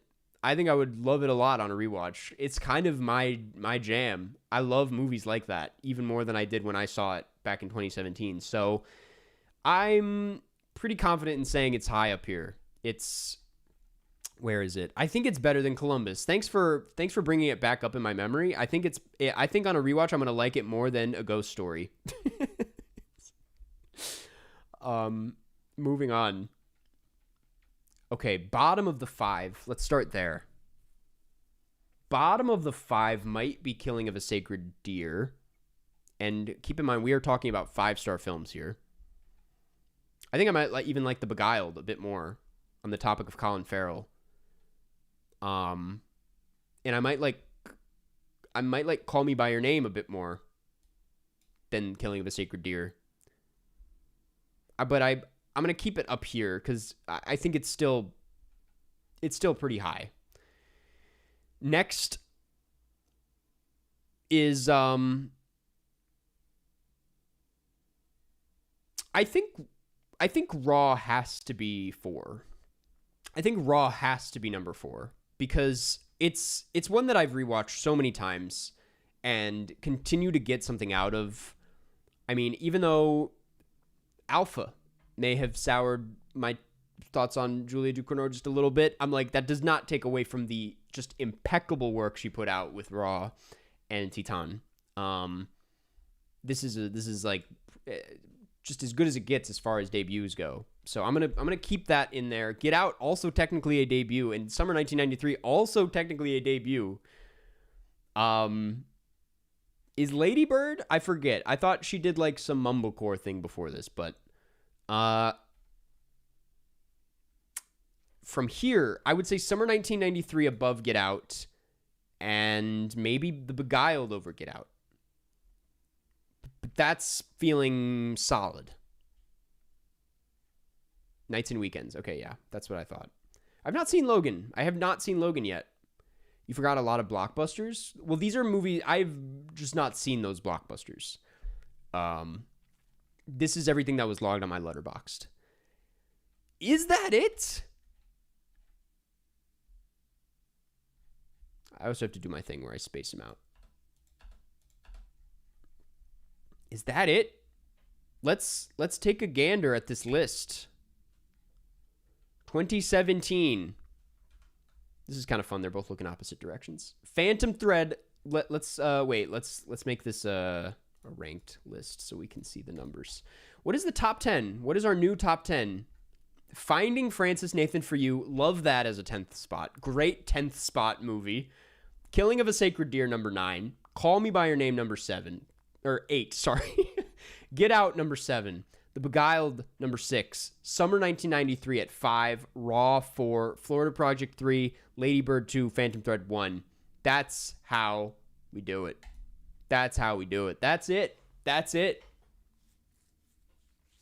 That feels good. Blade Runner is top 20. Good Time. Okay, wait. I need to make one adjustment here. I'm not going to replace. I'm going to just bump Columbus down. Sorry. I need Shape of Water to make the cut. Top 20, Shape of Water, 20. Good Time, 19. Blade Runner, 2049, 18. Dunkirk, 17. Wait a second. Baby Driver, not as good as Dunkirk. Or Blade Runner, 2049, or Good Time. Or The Shape of Water. Okay, that's it.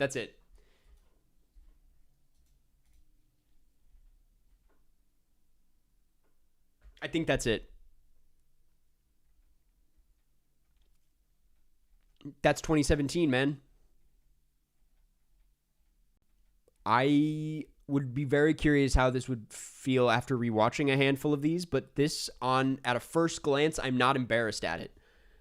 The Disaster Artist at 43 is pretty much exactly where that is supposed to be. It was number 2 in my original list for reference. Number 2 or 3, I don't remember, but John Groff, thank you for being a member for 3 months. Blade Runner 2049 is too low. I know it probably is, but also it's been a while since I rewatched it. Flowed, thank you for the super chat. Wasn't Call Me by Your Name at 10. I've got it was a 5 out of 5 at one point, and I would probably bump it up to a 4.5 now. But I haven't rewatched it in a while, so Dunkirk is criminally high. I remember loving Dunkirk, and I'm surprised that I only have it at 3.5, 4. That's another one. Dunkirk, I really didn't talk about it, but it's one where I'm fairly certain I would love it on a rewatch. Fucking hate Dunkirk. Well, that was 2017. Wasn't that fun? Wasn't it great looking back at 2017? What a great time. Okay. Guys, let's transition into the weekly movie. I say now is a good time to do that. Before we do that, though, let's get the poll going. Let's get the poll going.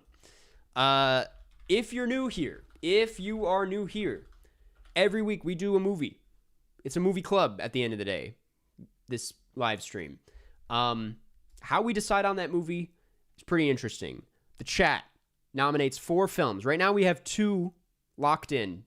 I'm going to see if there's a better option than Bill and Ted. I'm sorry, but Bill and Ted is a soft 3. After that, if you are a member of the channel, a supporter of the channel, you get to vote on these polls. And the polls are available in the community tab over on the channel. The link is in the description. That's how we do it. That's how we do it. It's pretty simple. Right now, we have in the poll targets. I'm going to put please in parentheses next to it because I really want to watch Targets. I think Targets is my pick. It is a very hard pick for me, so I'm going to add please to the poll. Next, Starship Troopers. Next,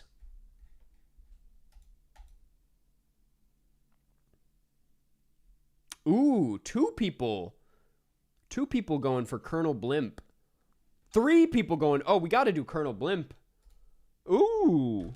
What's it called? The Life and Death of Colonel Blimp? Dude. That came out of nowhere.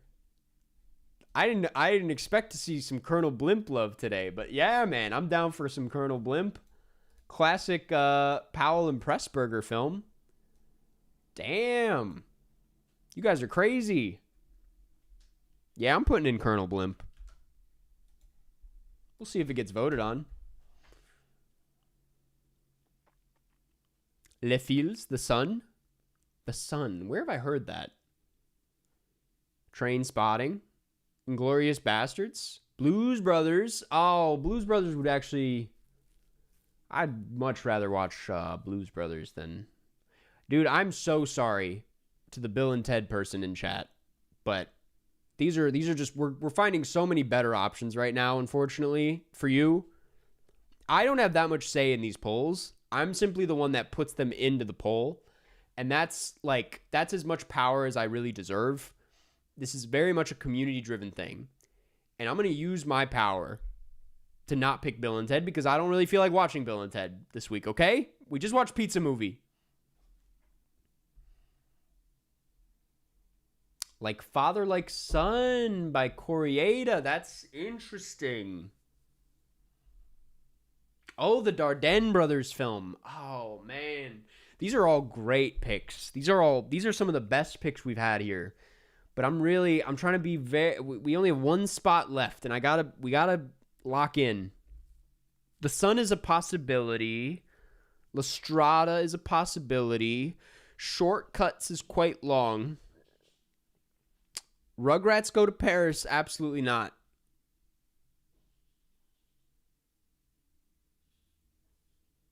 Baby Boy. Annie Hall.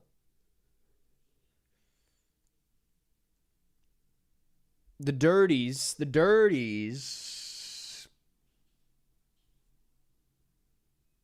I think I've been watching too many movies about that subject to hop into the Dirties right now. But I would put in the Dirties next week. I think the putting La Strada back in there is a good move. I think that was one from last week that I wished had gotten chosen. We need to get back on our these are 4 semi prestige. We need to get back into our usual bullshit here. We've been doing too many goofy movies, right? We need to watch something kind of serious. So we got Targets, Peter Bogdanovich, Starship Troopers, The Life and Death of Colonel Blimp, La Strada. This poll is available for all channel members starting right now. Go crazy.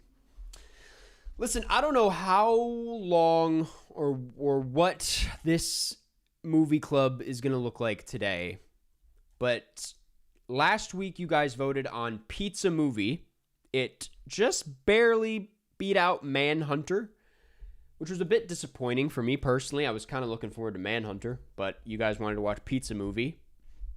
This is a brand new film. This is one of the rare times we have done a recent release, like on the week recent release. I think this might be the first time, to be honest with you, and it's a funny one to pick for that. This is I believe it's a Hulu original, directed by Nick Kocher and Brian McElhenney. They're known as Britannic. They're an internet sketch comedy duo who have been around for a good while now. I've personally never heard of them. I've never seen their work that I know of. I may have at some point. Jordan Hill, thank you for becoming a member. K-pop was a new release, but we watched it way later than when it like had its initial run. But anyway, it's directed by a sketch comedy duo who, as far as I know, are very like respected in the space. You know, a lot of people, big fans. You know, they've been around. I think this is their feature debut. This is their move into cinema.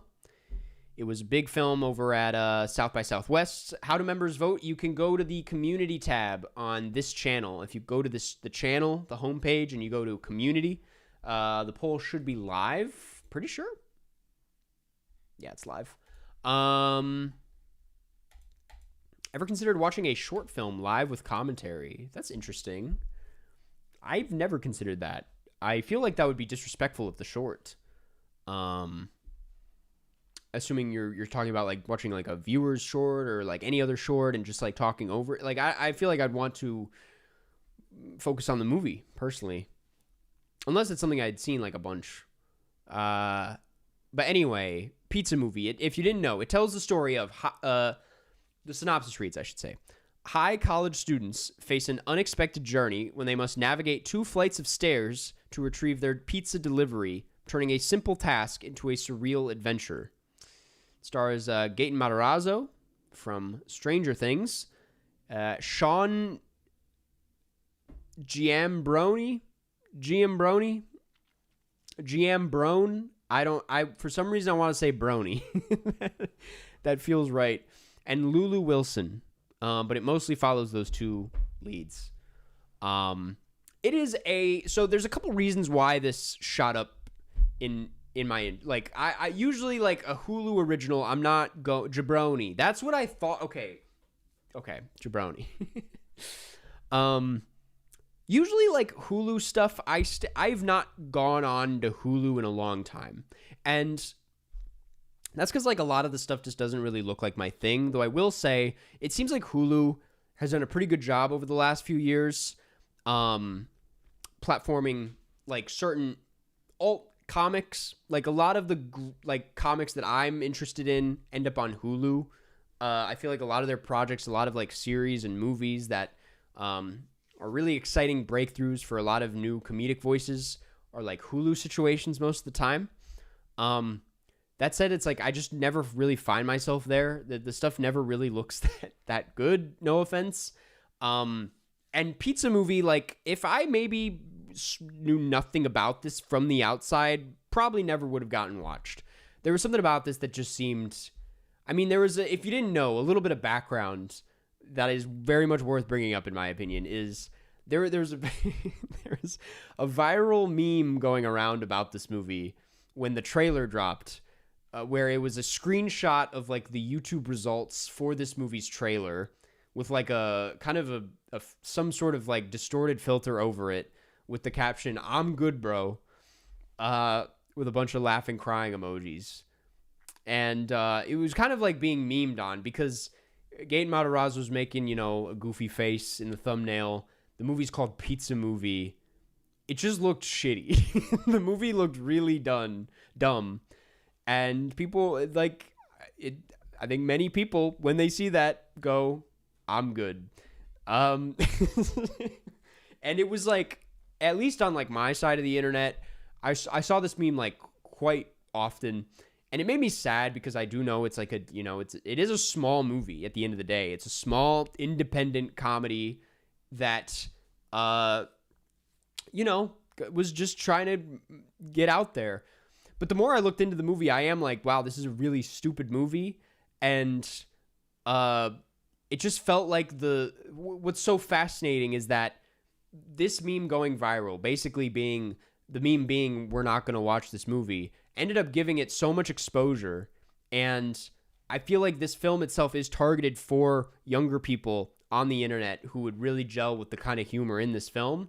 And so in a weird roundabout way, it's been this kind of, I want to say, modestly successful film that like a lot of young people are watching and enjoying.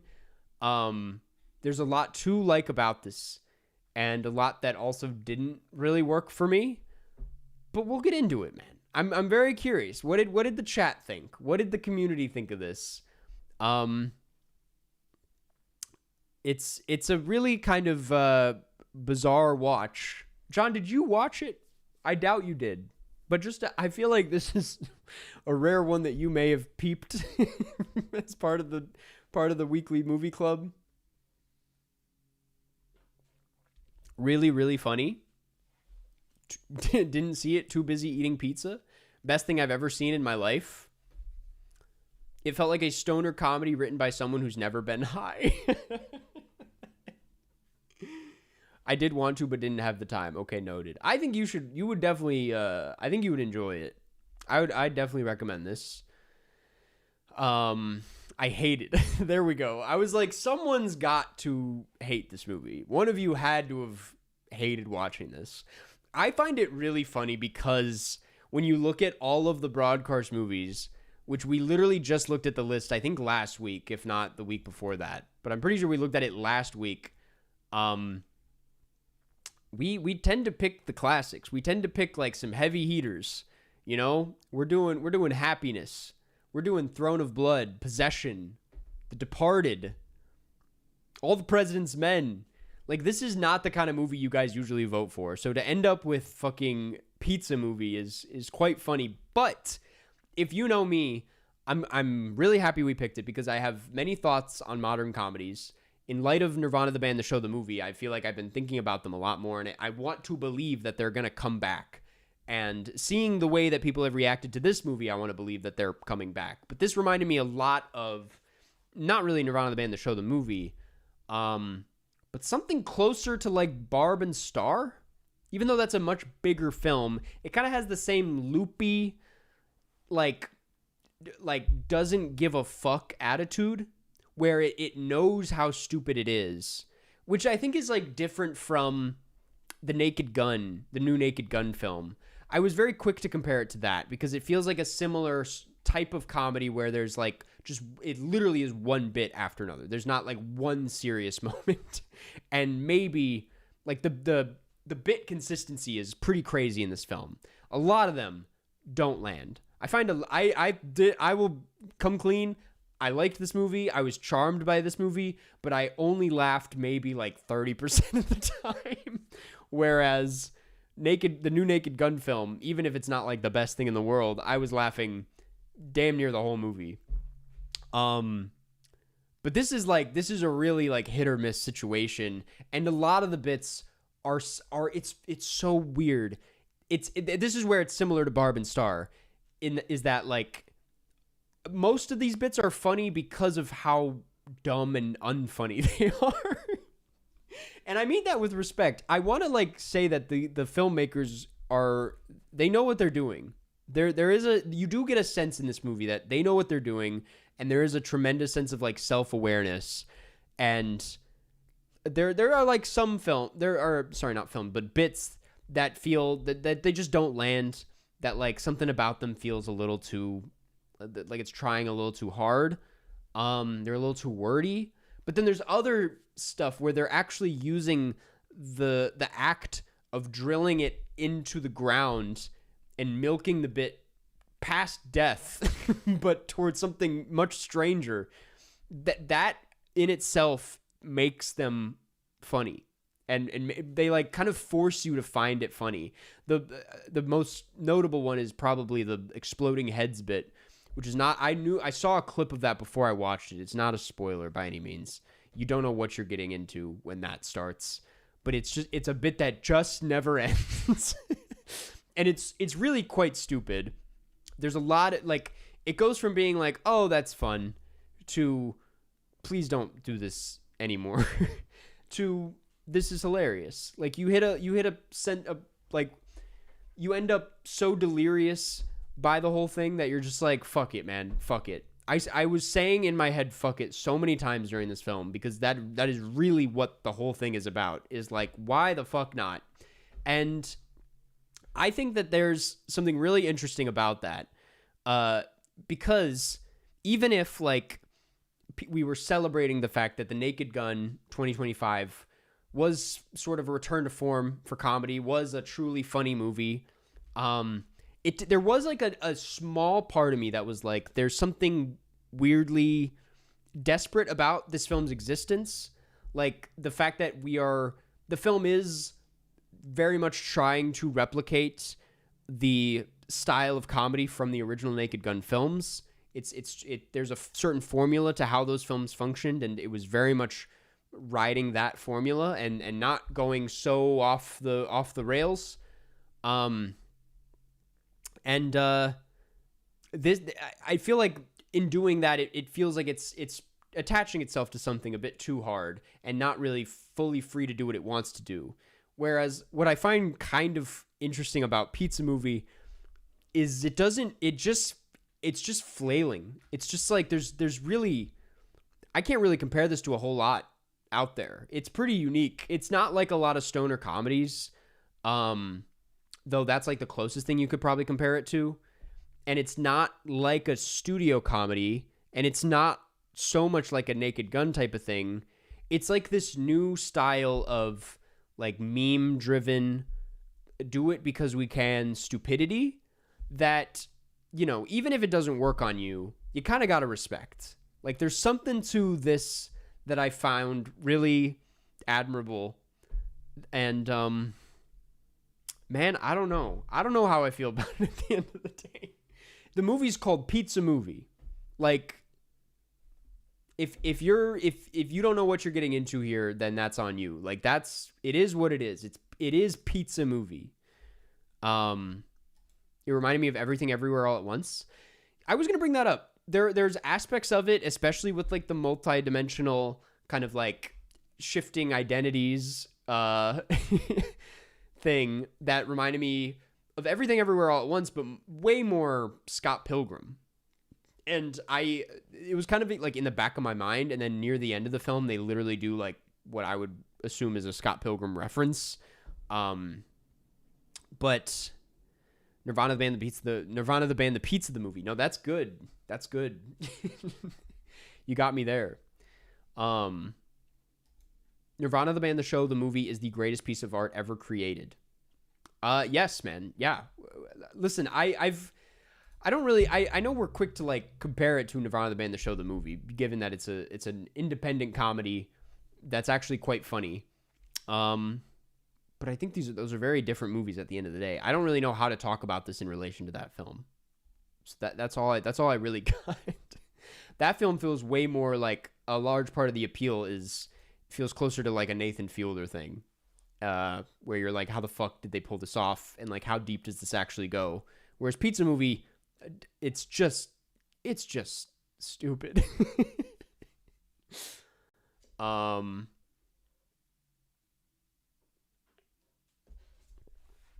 But anyway, yeah, I don't, all of that said, know if there's much to say about this. I don't really like reviews for comedy films where they just kind of list off bits. I don't think it ever does the bits justice. Although I will say, I guess, like, some of my favorite bits include, I think the exploding heads thing was quite memorable, and the way they went about it was pretty funny. I think the concept of it was really good. I will say, and it's a similar idea, was when he turned into the butterfly, and they, like, switched bodies. I thought that was the dumbest thing in the world when it started, and I was like, God, this is stupid.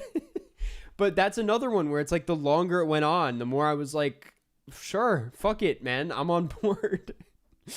Lots of similarities to Enter the Void. I didn't really see that, but sure. Sure. I guess if we're talking drugs, I like what someone said earlier that it felt like a stoner comedy written by someone who's never been high. It does kind of have that. I don't think if we're gonna talk about like the drug trip aspects that it's.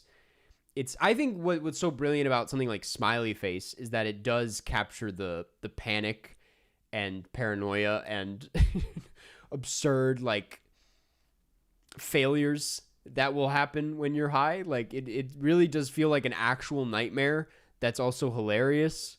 Whereas this, I'm like, this is just absurd. This feels like a kid's version of what it feels like to be high. The butterfly is Daniel Radcliffe. I'll be honest, I did not know that. I didn't know that. That's hilarious. I did know that the robot was Bobby Moynihan, who is having quite the run right now between this and Hoppers. Is Pizza Movie good? That's a tough question, man. That's the toughest question of the day. I don't know. I don't. It's good if you are. Yeah, it's good. It's a good movie. It's not. I wouldn't say. It's not really a great comedy. It doesn't really follow the rules of what you would expect from a comedy. Like a lot of the there's not really like a setup or punchline to a lot of these jokes, but that's why it's such a film of its time. I think I was kind of talking about this earlier, but it's like it feels like we've really struggled to find a voice for comedic filmmaking for this new generation, because this is a generation that was raised on the internet and through memes and through humor that doesn't make sense to a lot of people, a lot of older people specifically. And so like when it comes to like modern studio comedies, but even like independent comedies that are meant to appeal to a wide audience, which is important. Like I feel like you can make a niche type of comedy like Greener Grass and it'll find its audience and succeed. But like to make something that's trying to appeal to a lot more people, which this feels like it is. This doesn't, like, even though it's an independent film, it feels like it's trying to reach way more people. And I think this is closer to what we should be doing. This feels like it's closer to what a modern comedy should feel like. In that it follows a whole new logic and philosophy to how it tells jokes, where it really like it's just something is funny because it happened, or it's funny because it there's a loud sound, or it's funny because it's stupid and it doesn't work. Like that's why it works.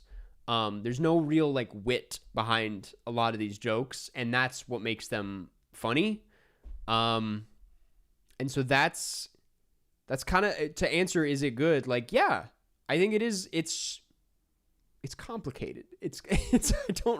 I gave it a 3 out of 5 if you want my star rating, because I was like, there's a lot of this that doesn't work. A lot of it that I find really unfunny, but I love the attitude here. I really do. I love the fact that this movie exists. I know some people are going to hate the fact that it exists and be like, I can't believe these are the kinds of movies that are being greenlit and funded and put out into the world. But I would say like it's this shit that's like this stupid and specific, getting made is like what it's all about, man. That's like what we should be doing, because you get some interesting voices out of that. You get some interesting experiments and something real original. Compared to Bottoms, what's better? I think Bottoms is more my thing. Feels like different audiences, if I'm going to be honest. This will literally hit so hard for kids that are in college right now. As far as I know, who's to say? I'm not. But like, if I had to assume, like this reminded me of like, I don't know, like young, like the shit that I see on like Instagram and Twitter, and more importantly, like TikTok. It feels like TikTok humor, but in a good way. That probably turned a lot of people off, but like, I don't know, man. It feels good to see something that's like working for that generation.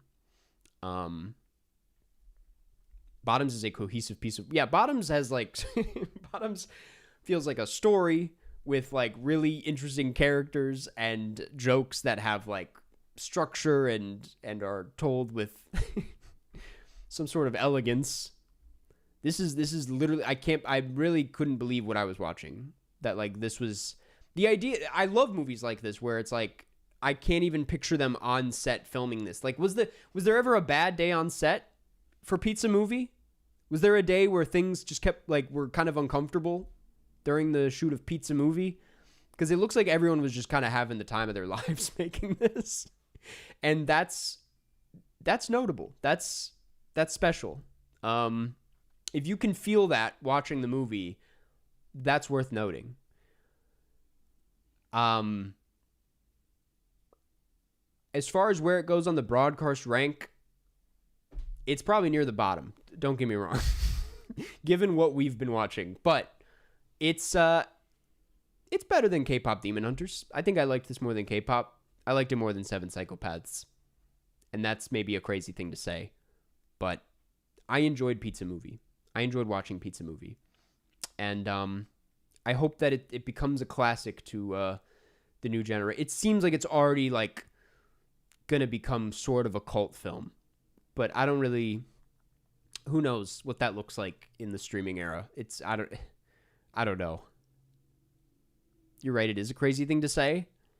It's a significantly worse script than Seven Psychopaths, but I think I laughed a bit more and enjoyed watching this a bit more than. I mean, they're opposite sides of the spectrum. One is very like mean-spirited, intentionally so, and is funny in that way. The other is like just it's just watch a bunch of kids have fun. Have you seen the parody poster of Pizza Movie? I've seen a couple different parody posters. Do you recommend eating pizza while watching? Yes, I do. I recommend watching this movie like after midnight. God, this would have some amazing like midnight screenings. I'd recommend watching it definitely like after midnight, kind of sleep deprived.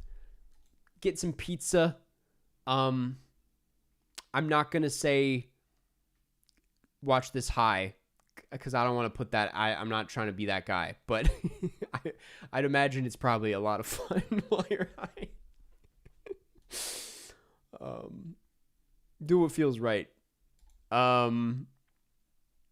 Yeah, Pizza Movie, 3 out of 5.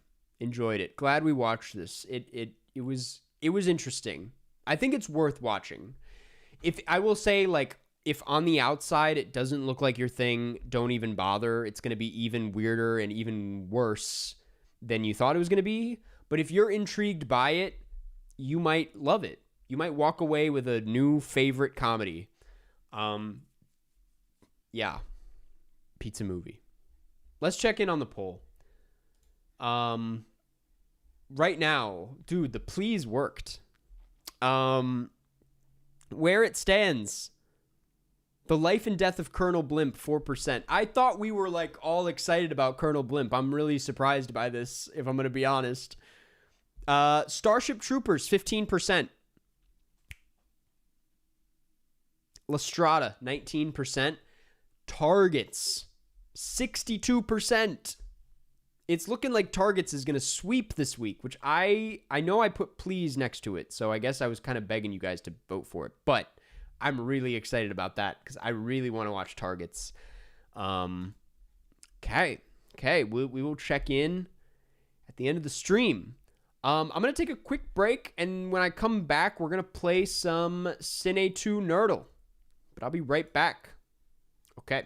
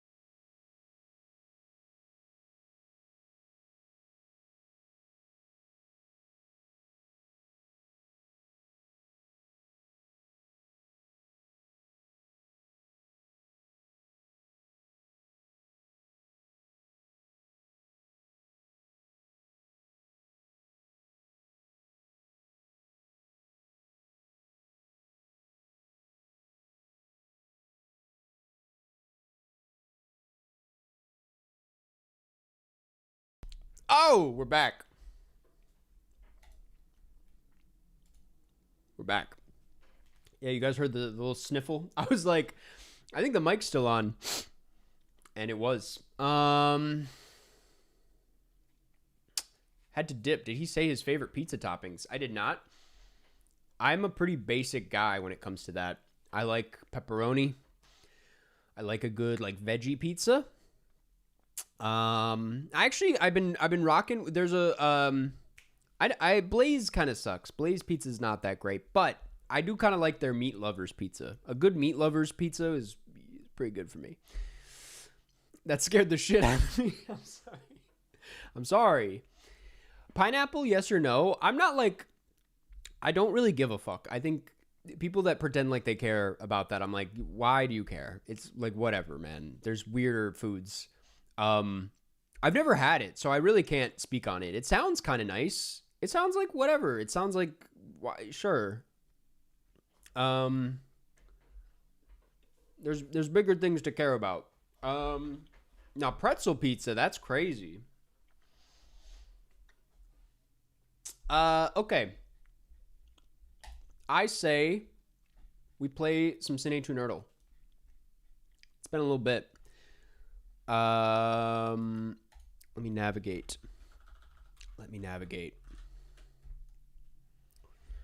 Oh, it feels good to be back. Okay. 1 second. All good there. All good there. Check in on the poll. I think the poll is pretty locked in today. It doesn't seem like it's gonna budge. Target's 60%, still going strong. Second place is La Strada at 21%. If you want to not watch Targets, you should become a member. But as it stands, it looks like Targets is gonna sweep. Okay. Let's play some Cine to Nerdle. Starting now. Great. Let's start with the burgle, of course. How could we not? Basement. Wait a second. There we go. Basement, burn, death, funeral, Germany, library, March, neighbor, steal. This is obviously going to be The Last Crusade. We might even fucking... Okay. I thought that was going to do a lot better.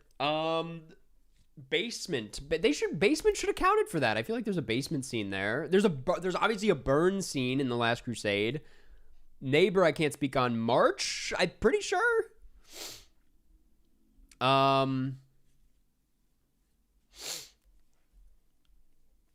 Hopefully this is a reminder for cars to be polite and say please more often. Hey, listen, I'm a very polite guy. I want to believe I am. Schindler's List or Inglourious Bastards? I think Inglourious Bastards is a safe bet. Oh, I did the 1978 version.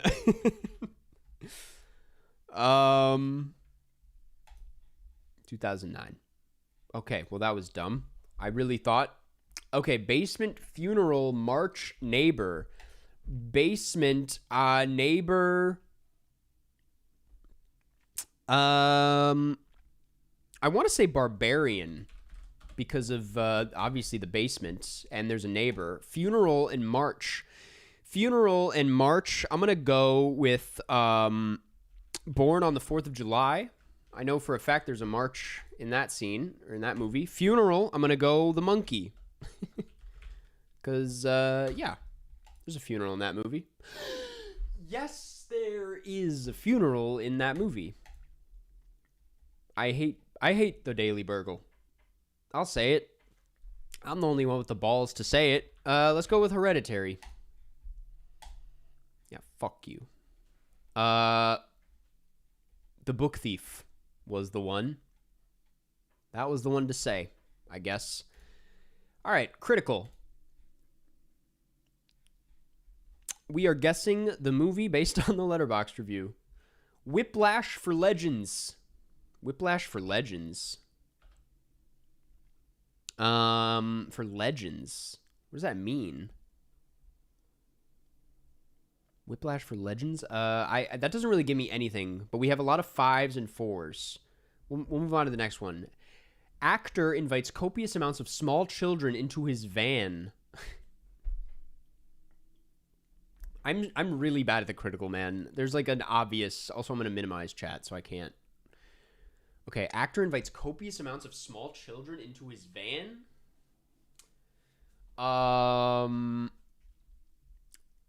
Fuck it. Captain Fantastic. There's a van in that, right? I doubt it. Of course not. Why would it? Okay, I'm gonna jump right ahead to the long one. That usually helps me a little bit.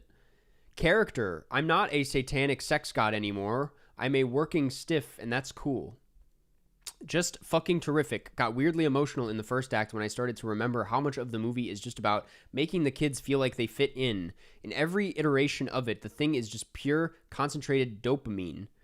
This thing is. Watching someone start to really feel the music they're playing makes my bones fucking vibrate.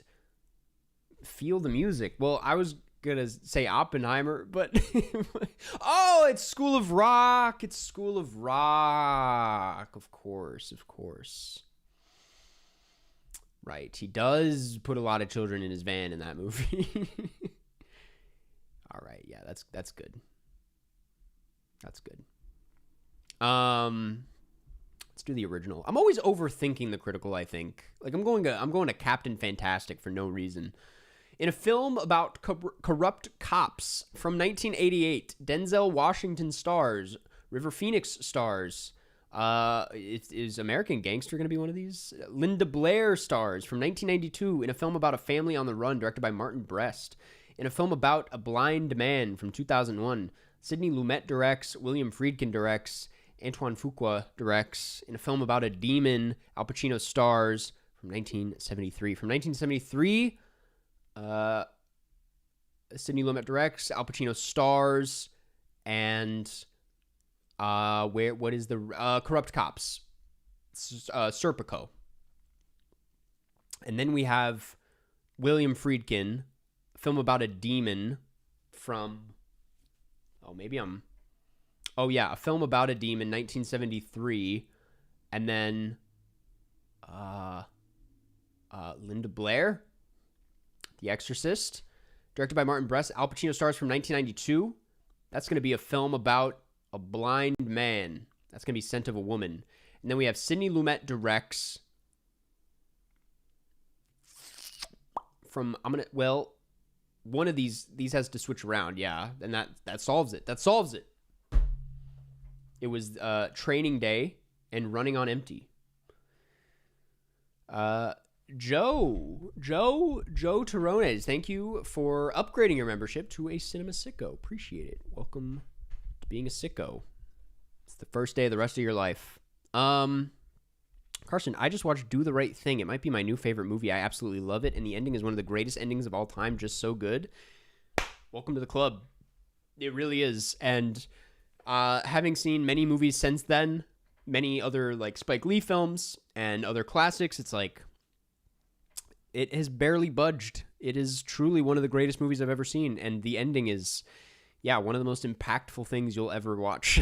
It's really that movie. It's really quite good. I bought the Criterion as well. It's a good Criterion to buy. It's a good one to buy. There's a lot of good stuff in there. I'm pretty sure it comes with like Spike Lee's journal of during the making of it, which is very interesting. Oh, I bought 2 new Criterion. Oh, you know what? Hey, give me 1 second. Give me 1 second.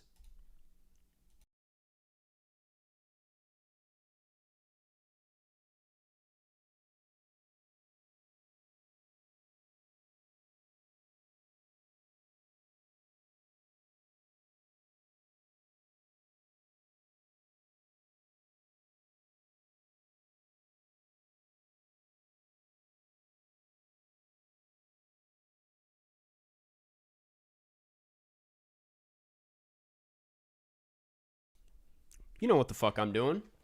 I got my 2 Criterions. It's not a haul. I'm gonna disappoint you right away. It is not a haul, but it is. They are some pickups, and I'm gonna unbox them right now because I haven't unboxed them yet. They're brand new. I got Killers of the Flower Moon, the 4K.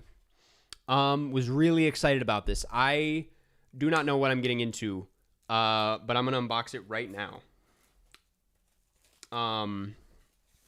There goes the wrapping paper.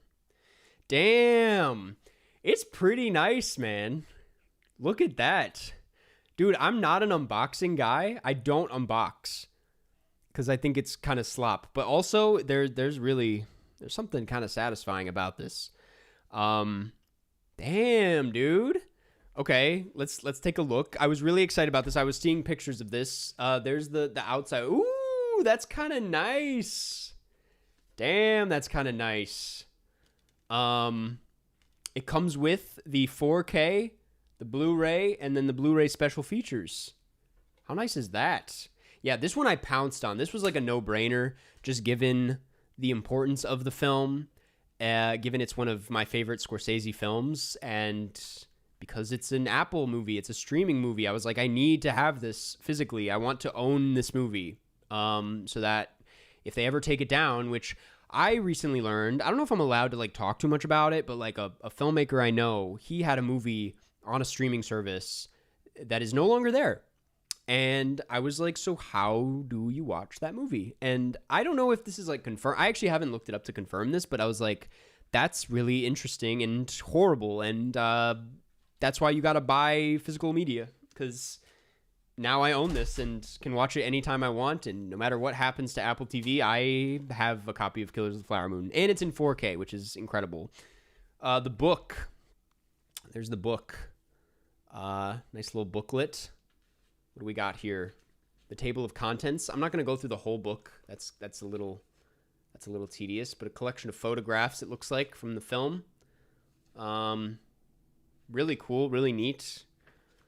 I wonder if these were actually, if they were edited that way, or if they were taken on that kind of camera. Got the cast going on here. You know, bunch of credits, whatnot. Let's see. Looks like an essay by Vincent Cunningham on the film, which I will read another time. Classic Martin Scorsese photo. That's his Letterboxd profile. I know that much.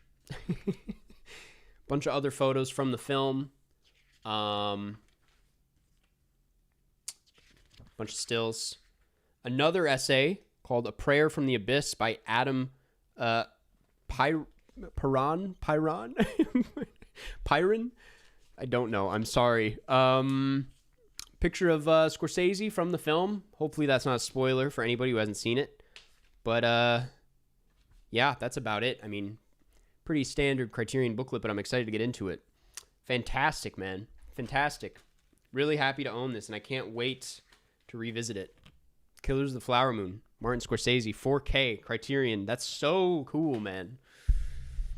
Love the cover, by the way. Love the cover. Great release on their part.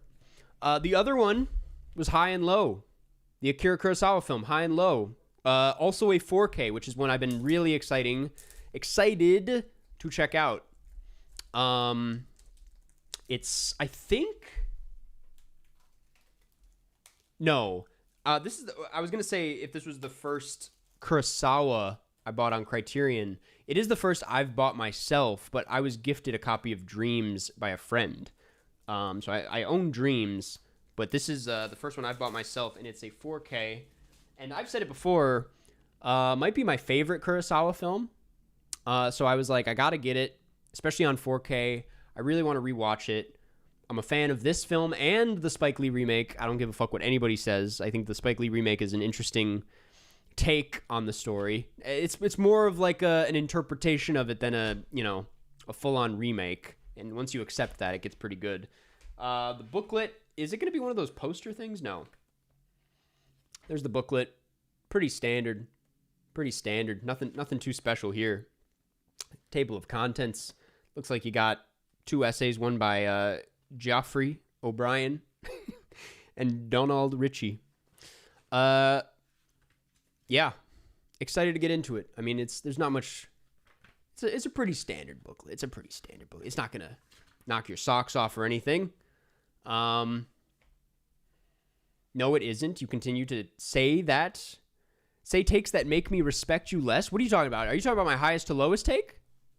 It's a good movie, man. It's a good movie. It's an interesting movie. It's got some rough patches, don't get me wrong, but it's an interesting movie. There we go. Booklet ass booklet. Trying to think of what else I got. Oh, fuck it. I'll bring out the other new ones I got. Give me 1 second.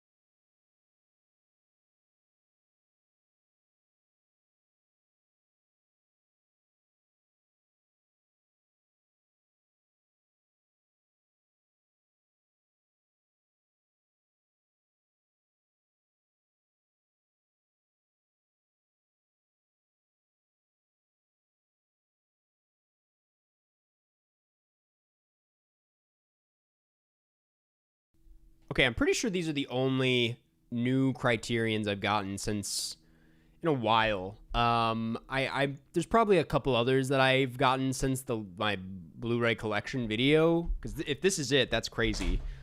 A lot of these were gifts from my girlfriend. But for Christmas, my girlfriend got me Punch Drunk Love, which I've only ever owned a DVD of. I am not gonna do a full unboxing for all of these, to be honest with you. It's the 4K, which I'm really excited about.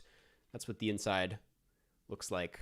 You guys know how much I love Punch Drunk Love. It's like one of my favorite movies of all time. My girlfriend does not like this movie, which is why it's kind of funny that they got it for me. But yeah, love this movie and really happy to finally not have to watch it in DVD form. They also got me Mr. Klein for Christmas. I told them I was like, I want Punch Drunk Love, but I also like to be surprised. I was like, get whatever you feel is right. This is an Alain Delon film that I've actually watched part of on the 24/7 Criterion channel, but never finished. But I remember loving it, never finished it. And it's a really fun movie to just have on Criterion. I'm excited to get into it. I still haven't. But Mr. Klein, not much to say there. Pretty cool. Oh, this is one of those. No, it's not. Never mind. There's the booklet, though. Has an interesting texture to it if you can't see. But excited to get into that. They also got me Seconds because this was a while ago. This was an old gift, but that I still haven't watched, but is one of their favorite movies. Looks visually insane from what I've seen. I actually haven't watched the movie yet. It was on Turner Classic Movies at a restaurant that has Turner Classic Movies on all the time. And so I watched part of it at a restaurant without sound. And I was like, that's an insane looking movie. But now I own it and I have yet to watch it. This one I bought for myself, Gummo on 4K. One of my favorite films and looked absolutely incredible on the 4K. Happy to own Gummo. That's another push. I'm like, you never know where Gummo's going to end up online, when it's going to disappear. So to own it, I'm like, I can watch Gummo anytime I want. That's important to me. And then a gift from my parents. These are all gifts, basically. My parents got me this. Not knowing anything about it other than they have not seen this movie. As you could see in my my parents' favorite movies video, my dad's quite the Kubrick fan, but he's never seen Eyes Wide Shut. And they don't know much about it.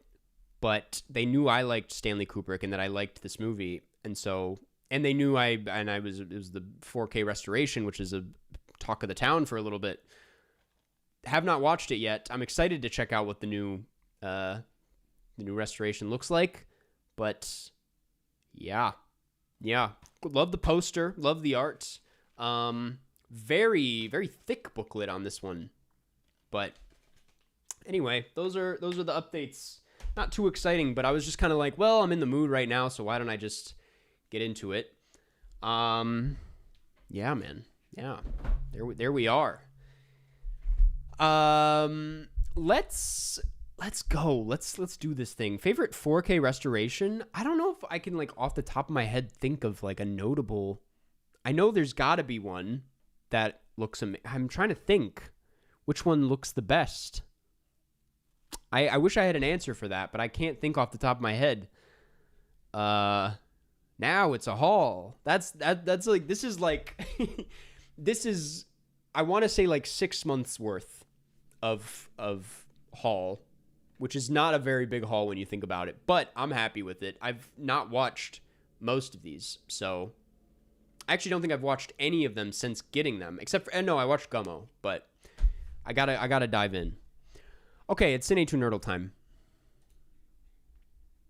We already did this. Let's do the reversal real quick.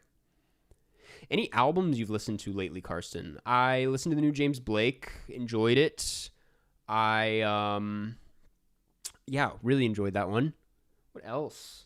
I've been listening to some absolute bullshit recently. I've been listening to, like, Euro, the like classic Euro dance hits, like Better Off Alone and that one Italian one that's at the end of Uncut Gems. Like, that's what I'm on right now. So I'm really not the guy to go to for music right now. It's a lot of bullshit, but for some reason that's all. And Butterfly by that band Smile DK from Dance Dance Revolution or whatever the fuck. Yves Saint Laurent, Angel Heart, House of Gucci, Dude, Where's My Car? The Skin I Live in, The Neon Demon, Who's Afraid of Virginia Woolf, Are You There, God? It's Me, Margaret, The Iron Claw, The Eyes of Tammy Faye, The Devil Wears Prada. I'm just going to do this real quick. Silver Linings Playbook, Coco Before Chanel, Oh Brother, Where Art Thou? Nickel Boys, Bones and All.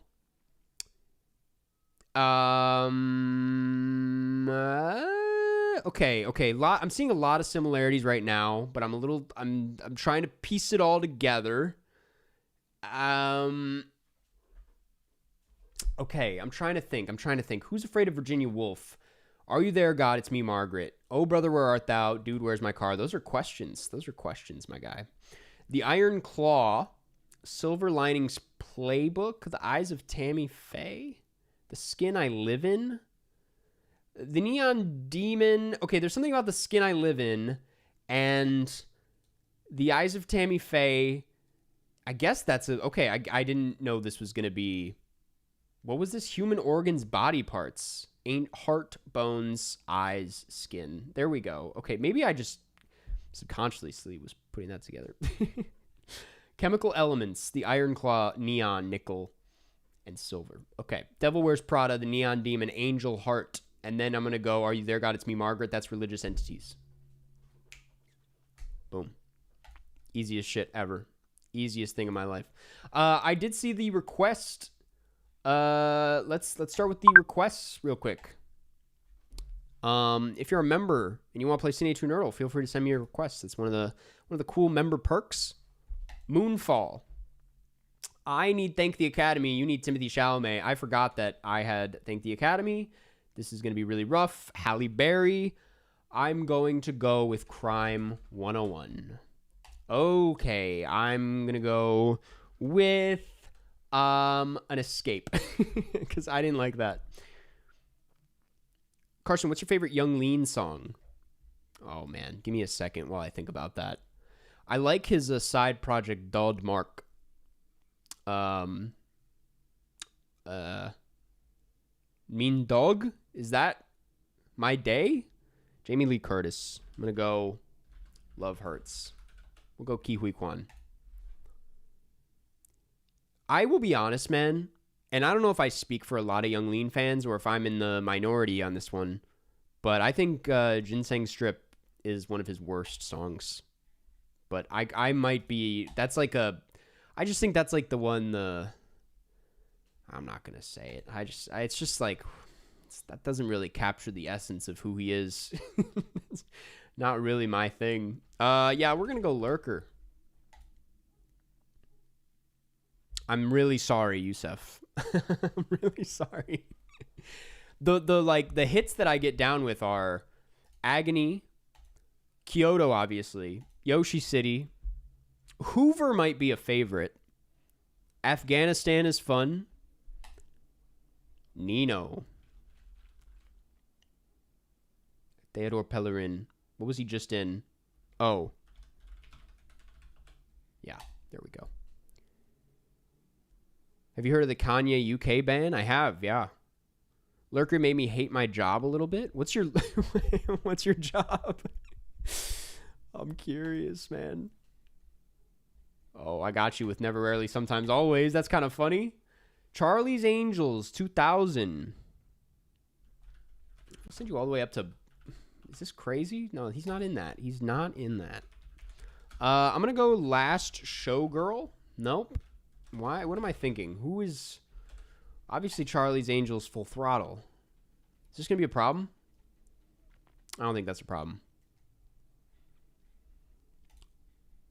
Oh, you're... Okay. That would make sense. You work adjacent to film and music videos. Yeah, that movie doesn't really depict that side of the industry in the most positive light. Dead Man. We'll go Broken Flowers. Oh, damn. Okay, it's time to lock in just a little bit.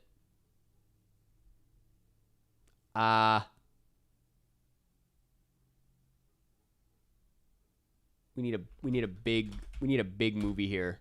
That's a 1-win movie. What are we talking about? What are we talking about? I'm gonna block that just in case.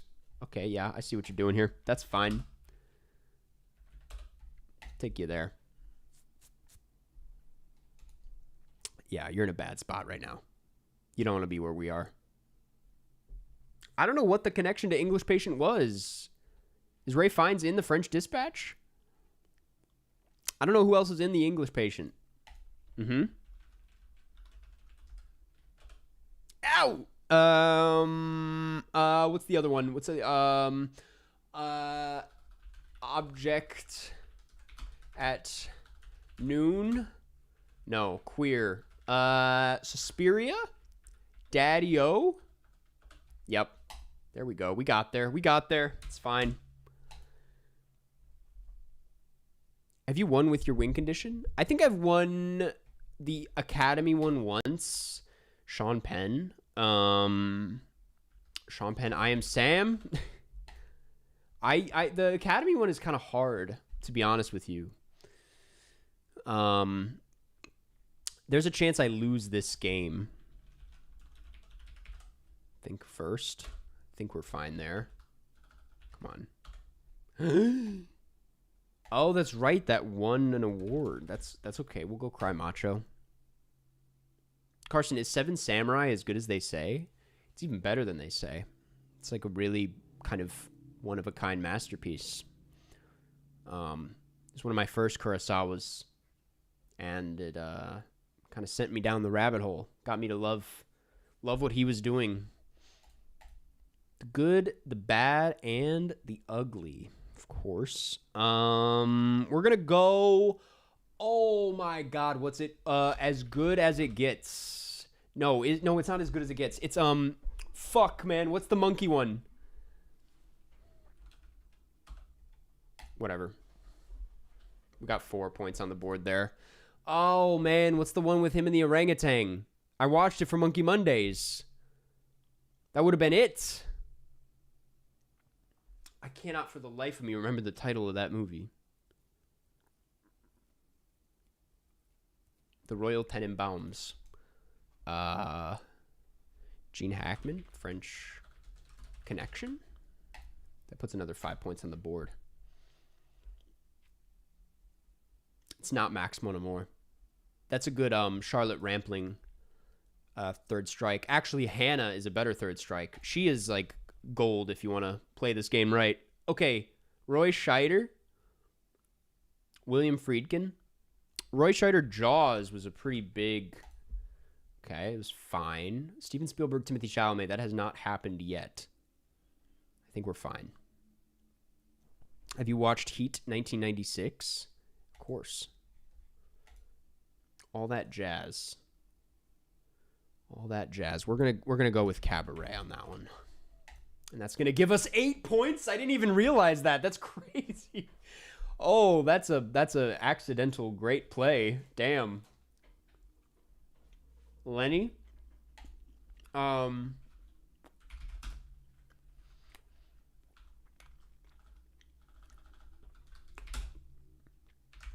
What's it called? Star 80. Good luck with that.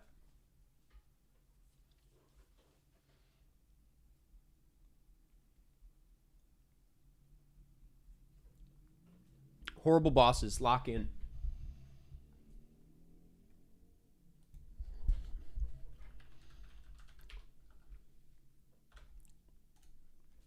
With a block. I'm cooking. I'm cooking. Watch out. American Beauty.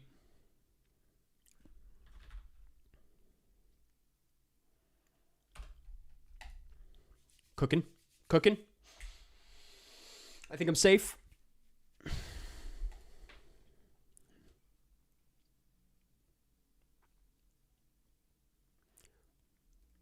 The more Oscars the film wins, the more points I get. Oh, okay.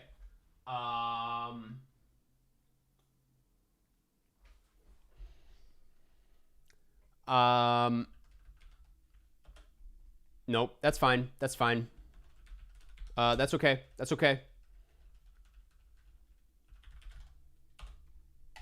Kundun.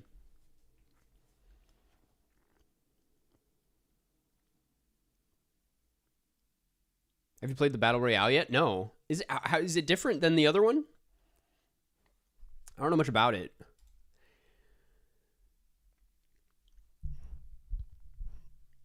Okay, we can get this. We can get this.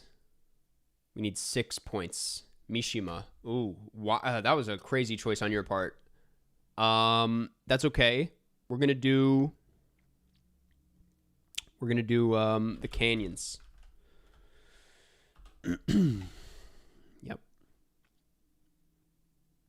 Very different. It's pretty fun. I'm gonna give that a shot after this. First Reformed. Paul Schrader, Third Strike. Welcome to Hardcore. Or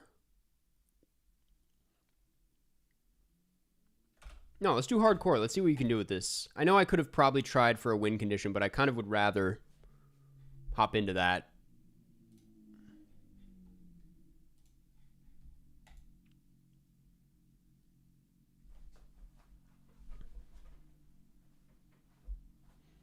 Can't get out of that one? Can't get out of that. There's some big ones. There's some big ones. GG's. GG's. Wow. I didn't think I was going to win that.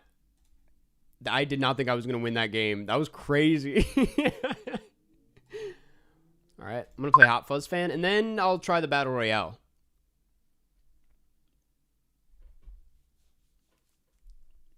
Despicable Me. Oh, that's right. This guy does OGs. This guy does OGs. Foxcatcher. Foxcatcher, we're going to go Moneyball. Open this wide up. You were so close with that win condition? I know I was, but I was like, I don't know if... I forget that actor's names. Actor's name. I was going to... After that, I was going to go Patton. And then I think you can get from Patton to like any... you people. Any Francis Ford Coppola movie. If not that, then you can go Dr. Strangelove. Mid-90s. Welcome to Sorry Baby.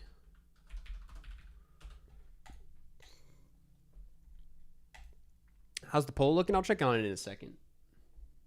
Give me 1 second.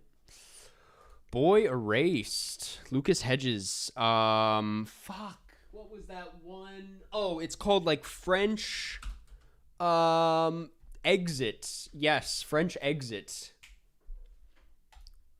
And I'm forgetting who is also in this iconic actress. Okay, Imogen Poots, that's not who I was thinking, but I'm going to go Louder Than Bombs. It's probably Targets, yeah. Michelle Pfeiffer, of course. Thelma. This is going to get real ugly. We're going to go Reprise.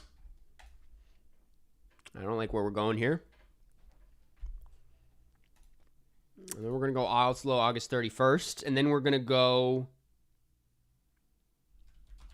We're going to go with a different man. Because I could not think of another Renata Rainsby. Is the beach bum good, Karsten? Sorry to that person earlier who said each new hot take of yours makes me respect you less as a person. But give me 1 second. Holy spider. Get weird with it. Yeah. Oh, yeah. Yeah, I like The Beach Bum. What I was going to say. It's a good movie.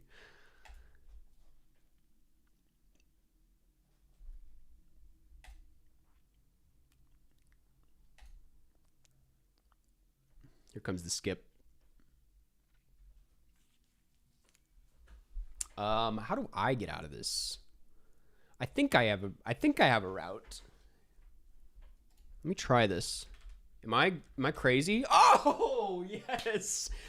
Wow. As far as I know, that's a GG. If you had a second skip, you'd fuck me, but I don't know how to get out of this. Wow, man. I pulled that one out of my ass. I barely remembered, but GG.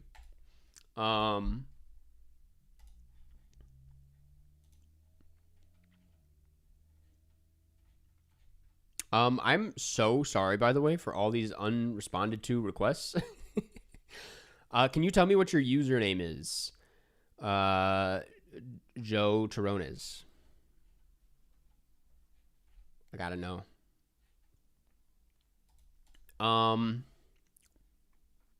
This one starts in 8 minutes. I gotta keep that in mind. Anxious guy, thank you for clarifying. It's fine either way. Thunder Curl, sorry.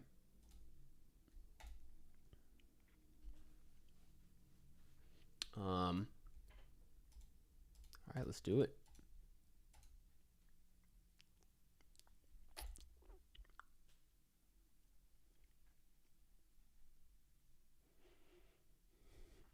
$4 p.m. Battle Royale starts. Thank you. My phone is on 4%. You're going to want to charge that, in my opinion. Speaking of 4 p.m. is when the stream ends. So we'll wrap things up pretty soon here. But, oh, you invited me. Okay, I'll join yours. All right, let's do this. Only 6 slots left. I'll play this round and then see where we're at. If we can't make it, no big deal. We'll save it for next week. Okay, you need Timothée Chalamet also. I need Thank the Academy. We're starting with Man on the Moon. Let's try this. Timothée Chalamet win condition is a little too easy for a guy like me because I know that guy's filmography front to back, but... Have you heard the news about the Decalogue remake project with Farhadi and Lee Chang-dong? Isn't it Lee Chang-dong directing? I have not. That's crazy. We're going to do the call-ins. Don't worry. Yes, man. Robert D. Yeoman. I'm going to take you to the French Dispatch to get rid of that right off the bat. You do not get to use the French Dispatch, and that is what it's all about.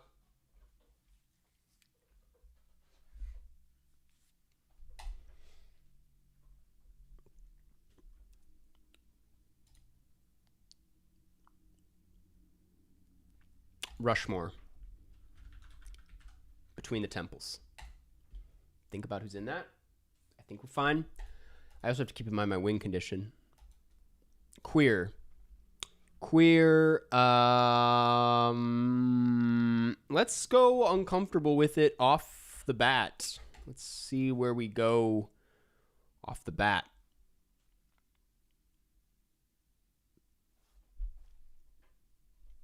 It might get boring watching me do the same play over and over again in this game, but also it's how we get the points up, you know what I mean?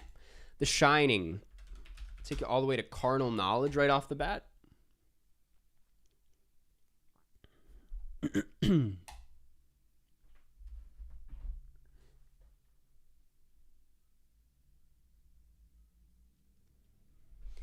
Bucket List. Easy pieces. 5 easy pieces. Not too bad. Walk in the park. Uncle Karsten who can remember his past films. I still haven't even seen Uncle Boon Me. That's like the worst part. Is like I should probably watch it. Oh, Mysterious Object at Noon. That's the other Apichatpong where it's set to cool.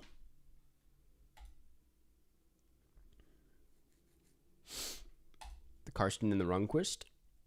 What's that referring? What movie is that referring to? The Boy and the Heron? You got an escape, brother. You got the escape, man. Oh, damn. Good game. Good game.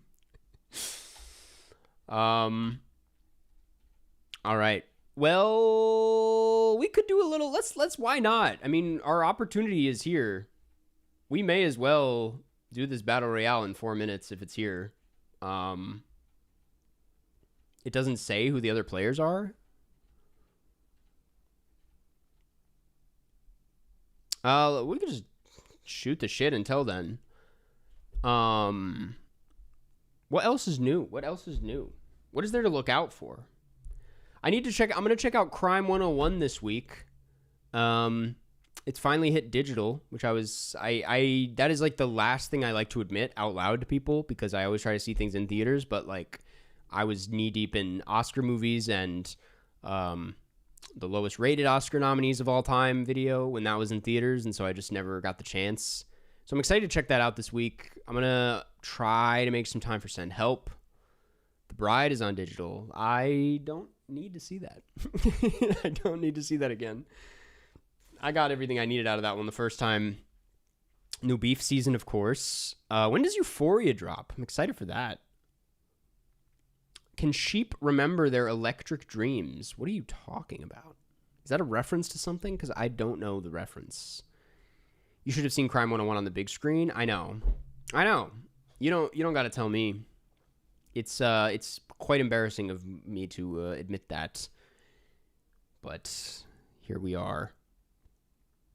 CinemaCon next week. Also, Cannes lineup dropping in just tomorrow, actually. I was going to say 2 days, but it's literally tomorrow. April 12th, Euphoria drop. There's so much. Okay, I take it back what I said about April being a dead month. There's plenty to see. Best Scandinavian movie, in your opinion? It might be The Celebration of the little Scandinavian cinema that I've seen. I want to see more, but every time I kind of like try to dive into it on Letterboxd, I always run into like these dead ends where I'm like, well, a lot of this doesn't look that good. But like maybe I'm wrong. Maybe I'm like looking in the wrong places. Like what are some hidden Scandinavian gems, you know? I know there's like some older classics.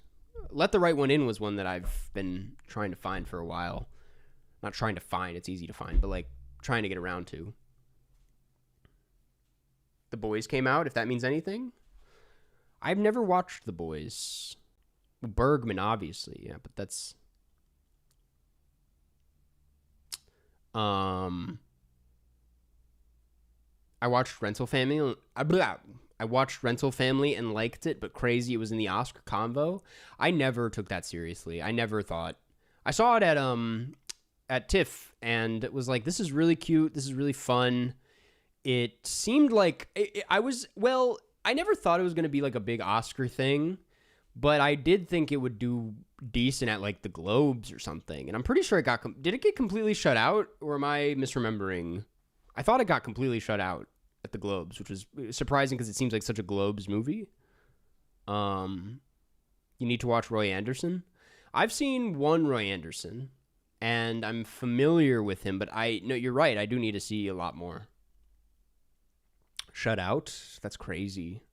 Still can't stop thinking about the drama. Me neither. I think it's really proven its effect and just how much I've been because like Dream Scenario was the opposite, where I was like, this is such a good concept, had a really good time watching it, thought it was brilliant, and then just didn't really stick with me all that much. Over 100, good lord. I don't know how this works. I hope this doesn't take too long, but like I have no idea what the rules are or what I'm getting into, but I guess we're going to see. You guys are experiencing this for the first time as me. Good God. I'm also famously terrible at Battle Royale, so holy shit. Okay, Moonrise Kingdom. I'll hit him with Patterson.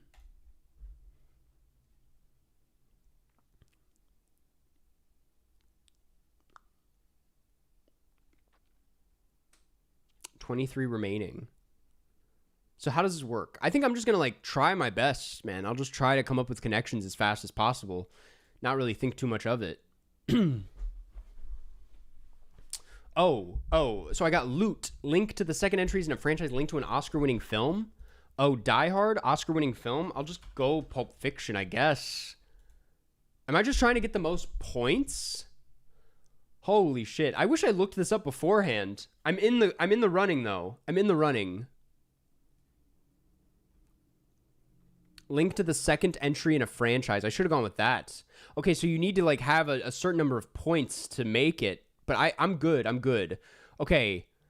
Link to the second entry in a franchise. Die Hard 2. I can't do that. I can't do it again. Link to a movie starting with C. That's not gonna happen. I'm gonna go the pacifier. That's Vin Diesel. Die Hard 3. Die Hard with a Vengeance. God, this is actually so fucking stressful, right? This is really not as chill as I thought it would be. Pulp Fiction, link to a movie starting with C. Is someone in Collateral? No. I'm gonna go C. Captain America: Civil War. Oh. Skip it. Okay. Scott Pilgrim versus the World. Movie starting with C. That shit gets in my head, man. I'm gonna just go Igby Goes Down. I'm doing shite, aren't I? I'm in 10 points. I'm gonna lose. This is it. This is the end. I didn't do it.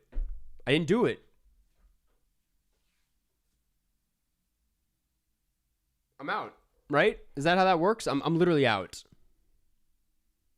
I'm in? Okay, I just need to... Okay. I need to be... Okay. Moneyball. With House in the title... God, there's so many...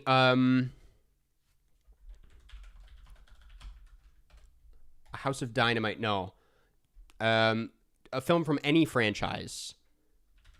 This is not that movie, but I'm gonna play that. Fuck, dude. I can't think of these things right now. I can't think of...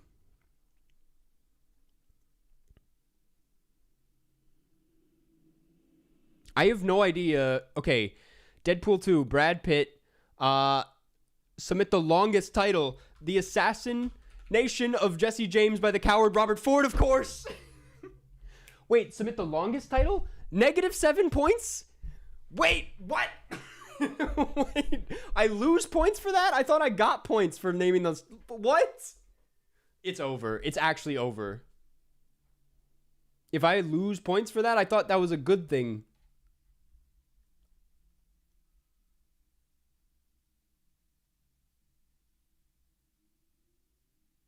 I lost points. I literally lost points. Holy shit.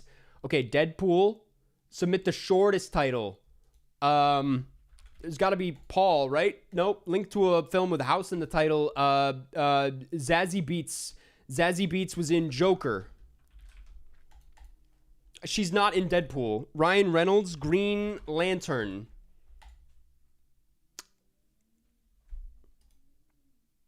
I can still come back. We're still safe. It's fine.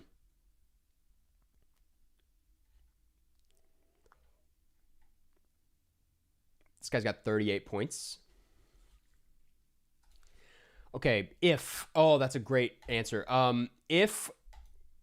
submit the shortest title, link to a film from the 1970s. Who else is in If? Obviously, I'm not going to find anything there, but I'm going to try for Nashville. And link... submit with the shortest title. John Krasinski... Fuck. I'm just gonna play A Quiet Place. I'm not getting anywhere right now. I can't do any of these. I'm literally like second to last place right now. It's fine. This is deeply unenjoyable. Okay. I think I'm still safe. I don't know when I get eliminated. So far, I'm good, though. Elimination. It's over. Buried? Who's in this? Okay, we need to use this. I don't recognize anybody besides Ryan Reynolds, man. Fuck. And we can't use Ryan Reynolds anymore. Oh, Robert Patterson. I thought that said Pattinson. I literally don't know if I can do a single thing with this. Y tu mama tambien. Babel. Not Babe. Fucking... Dude, I don't know who these people are. I think I'm actually stuck. I think I'm stuck. Rodrigo Cortez. Buried 2? Just buried? It's over. I can't do it. Okay, listen. That was the first time I've ever played this game. And I thought I did pretty horribly, honestly. But that was fun. That was a good time. It was a time. Yeah, I got fucked. That was a pretty humbling experience considering I won all of my battles today, but oh well. Hey, thanks for suggesting that. We'll do that again next week for sure. That was a good time. Listen, let's do the voice, the Google Voice call-ins real quick. And then we'll call it. We'll call it after the call-ins. Whew. We should do a bunch of call-ins today. I feel like I'm only going to have time for like 3 because we're already running overtime. But these are a couple from today. Let's run it. Let's see how this goes. Hi, my 4 favorite films are A Brighter Summer Day by Edward Yang, Do the Right Thing by Spike Lee, Goodfellas by Martin Scorsese, and Close Up by Abbas Kiarostami. I also run a podcast called The Hoofus Cast. Hey! We talk about movies a lot, and I bring a new guest on each week. But that's not the point, is it? I'm looking for kind of an artsy movie, probably international. Mm-hmm. I think that's kind of the goal that also fits in with the 4 favorites I mentioned earlier. All right. You're probably one of my favorite YouTubers doing it today, so I just thank you. Thank you for all your great work. Hey, thank you, Hoofus, and thank you for all the rounds in Cine True Nerdle. I feel like we've played each other quite a few times by now. And best of luck with the podcast. Let's see, the top 4. We have A Brighter Summer Day by Edward Yang, which I haven't seen, but I know what the vibe is. Do the Right Thing by Spike Lee, a classic, one of the best of all time. Goodfellas by Martin Scorsese, and Close Up by Abbas Kiarostami. Interesting, all timers. These are all, one might argue, the like magnum opuses of their filmmakers. Goodfellas, Close Up, Brighter Summer Day, and obviously to Do the Right Thing. So I'm gonna try and come up with a filmmaker whose magnum opus you may or may not have seen by now. I'm gonna say, if you haven't seen it, I'm assuming you have, just based on your tastes, based on this lineup here. But in case you haven't, I think Jean Dielman by Chantal Akerman is the next magnum opus that you should check out. It is her masterpiece. She is one of the greatest filmmakers to ever do it. Very challenging filmmaker, but quite moving, everything she does. If you really kind of commit to it, she's one of our best. And I don't know, based on the runtime of some of these, like A Brighter Summer Day, I think you would be into it. That's you haven't seen it, okay? Then we're gonna go with that. We're gonna go with that. It's a classic. It is definitely a must see if any of you haven't seen it. But thanks for calling in and appreciate all the support, Hoofus. Thank you. Let's go on to the next one. Hello, my 4 favorites Shortcuts by Altman, Always Afraid, Punch Drunk Love, and Thin Red Line. I've been getting into a lot of Terry Gilliam lately and Charlie Kaufman Okay. stuff. There's not too much there, so don't really need to recommend anything from him. But I also really like Terrence Malick. Warren is on the table. All right. Guy sounds like he's underwater. But we got the gist. we got it. It is not the same guy, no. We've been over this. A lot of these call-ins, you guys have the same voice. But okay, Shortcuts by Robert Altman, Beau is Afraid, Punch Drunk Love, Thin Red Line. Been getting into Terry Gilliam, Charlie Kaufman. You like Terrence Malick. I see what you're giving me here. We were just talking about him today. I think Roy Andersson might be your thing. You seem to really like the absurd, the surreal, but like the beautiful. Pretty shots. I don't know if I would describe Roy Andersson stuff as pretty, but it is quite aesthetically interesting. There is very stylized, and it's very surreal and absurd, and has a really dark comedic edge to it. It's very philosophical. It's very poetic. Sounds like really up your alley. I would recommend. He has very long titles, so let me get this one right. I always forget. It's called A Pigeon. Wait. A pigeon sat on. Oh, dude, I get it. Oh my God, that's embarrassing. I actually haven't seen that one, but I heard it's great. I was gonna recommend Songs from the Second Floor. I get the titles mixed up. Songs from the Second Floor, or A Pigeon Sat on a Branch Reflecting on His Existence. I mean, they're same vibe. He's one of those filmmakers. But Songs from the Second Floor. It's the only Roy Andersson I've seen, but it sounds like the kind of thing that you're gonna love, and it's gonna open your eyes to something. So I would check that out. Songs from the Second Floor by Roy Andersson. Okay, let's do one more. Actually, let me refresh this 1 second. Yeah. Hey, Karsten. So, my 4 favorites are Big Lebowski. Hell yeah. Mulholland Drive. Hell yeah. Magnolia. Oh, and Nowhere. Okay. Yeah, just something based off that, and something maybe with the vibe of like 90s era Gregoraki. Doesn't have to be that, fucked up or as horny as those, but just something along those lines. Appreciate it. Okay, you've made this easy for me, but now for some reason I'm struggling. If I'm not mistaken, all 4 of those LA movies. Those are all very LA movies with that sort of like sort of an edge to it. You're not wrong. Those are all pretty like dark and fucked up and horny, but they're all definitely. Yeah, sorry, I was reading chat. They're all very LA films.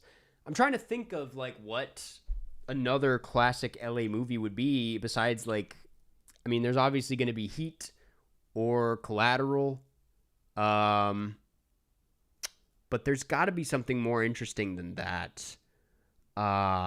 Smiley Face is good.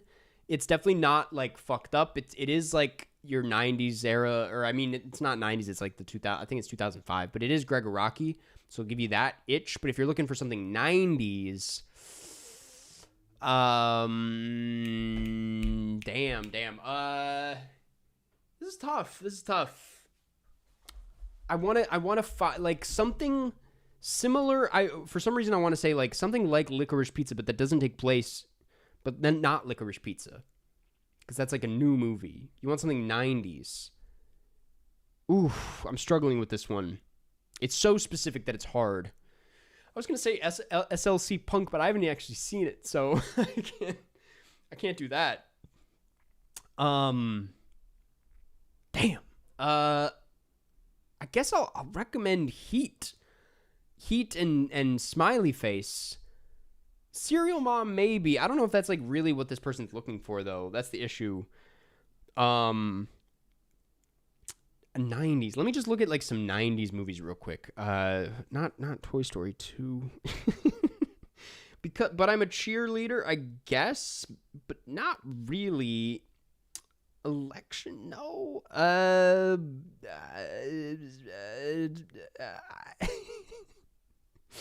Oh.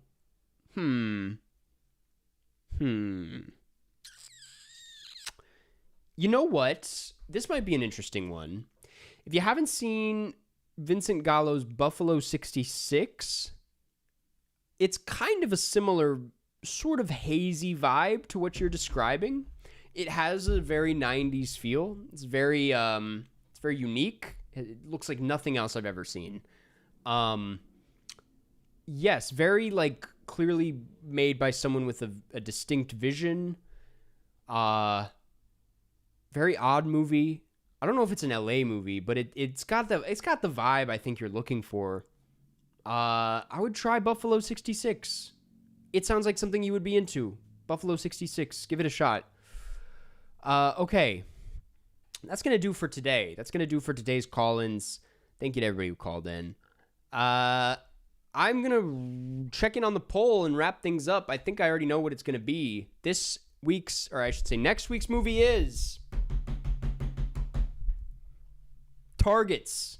The Peter Bogdanovich film, Targets. Is a 1968 film directed by Peter Bogdanovich. That's supposed to be very good. It's a crime film, I'm pretty sure. It is available on the Criterion channel, I believe. I could be wrong, actually. Let me double check this. But it's not available on the Criterion channel. I don't know where I saw this, but you can rent it in several different places. So, anyways, enjoy Targets. I'm really excited to check it out. I've never seen it, so should be a fun one. Maybe. That's going to do, though. Guys, thank you for tuning in. Really appreciate it. This was a fun one. This is a long one. I don't have any videos coming out in the next week. I'll be taking a little bit of a break. Going to kind of decompress a little bit. Probably watch a lot of movies. But you guys are the best. If you haven't already, consider becoming a member. It's a great way to support the channel. You get tons of cool perks, as always. Might be playing you in Cine 2 Nerdle. You get to vote on the poll. All these cool things. But that's going to do. Guys, thank you for tuning in, and I will see you in the next one. Bye-bye.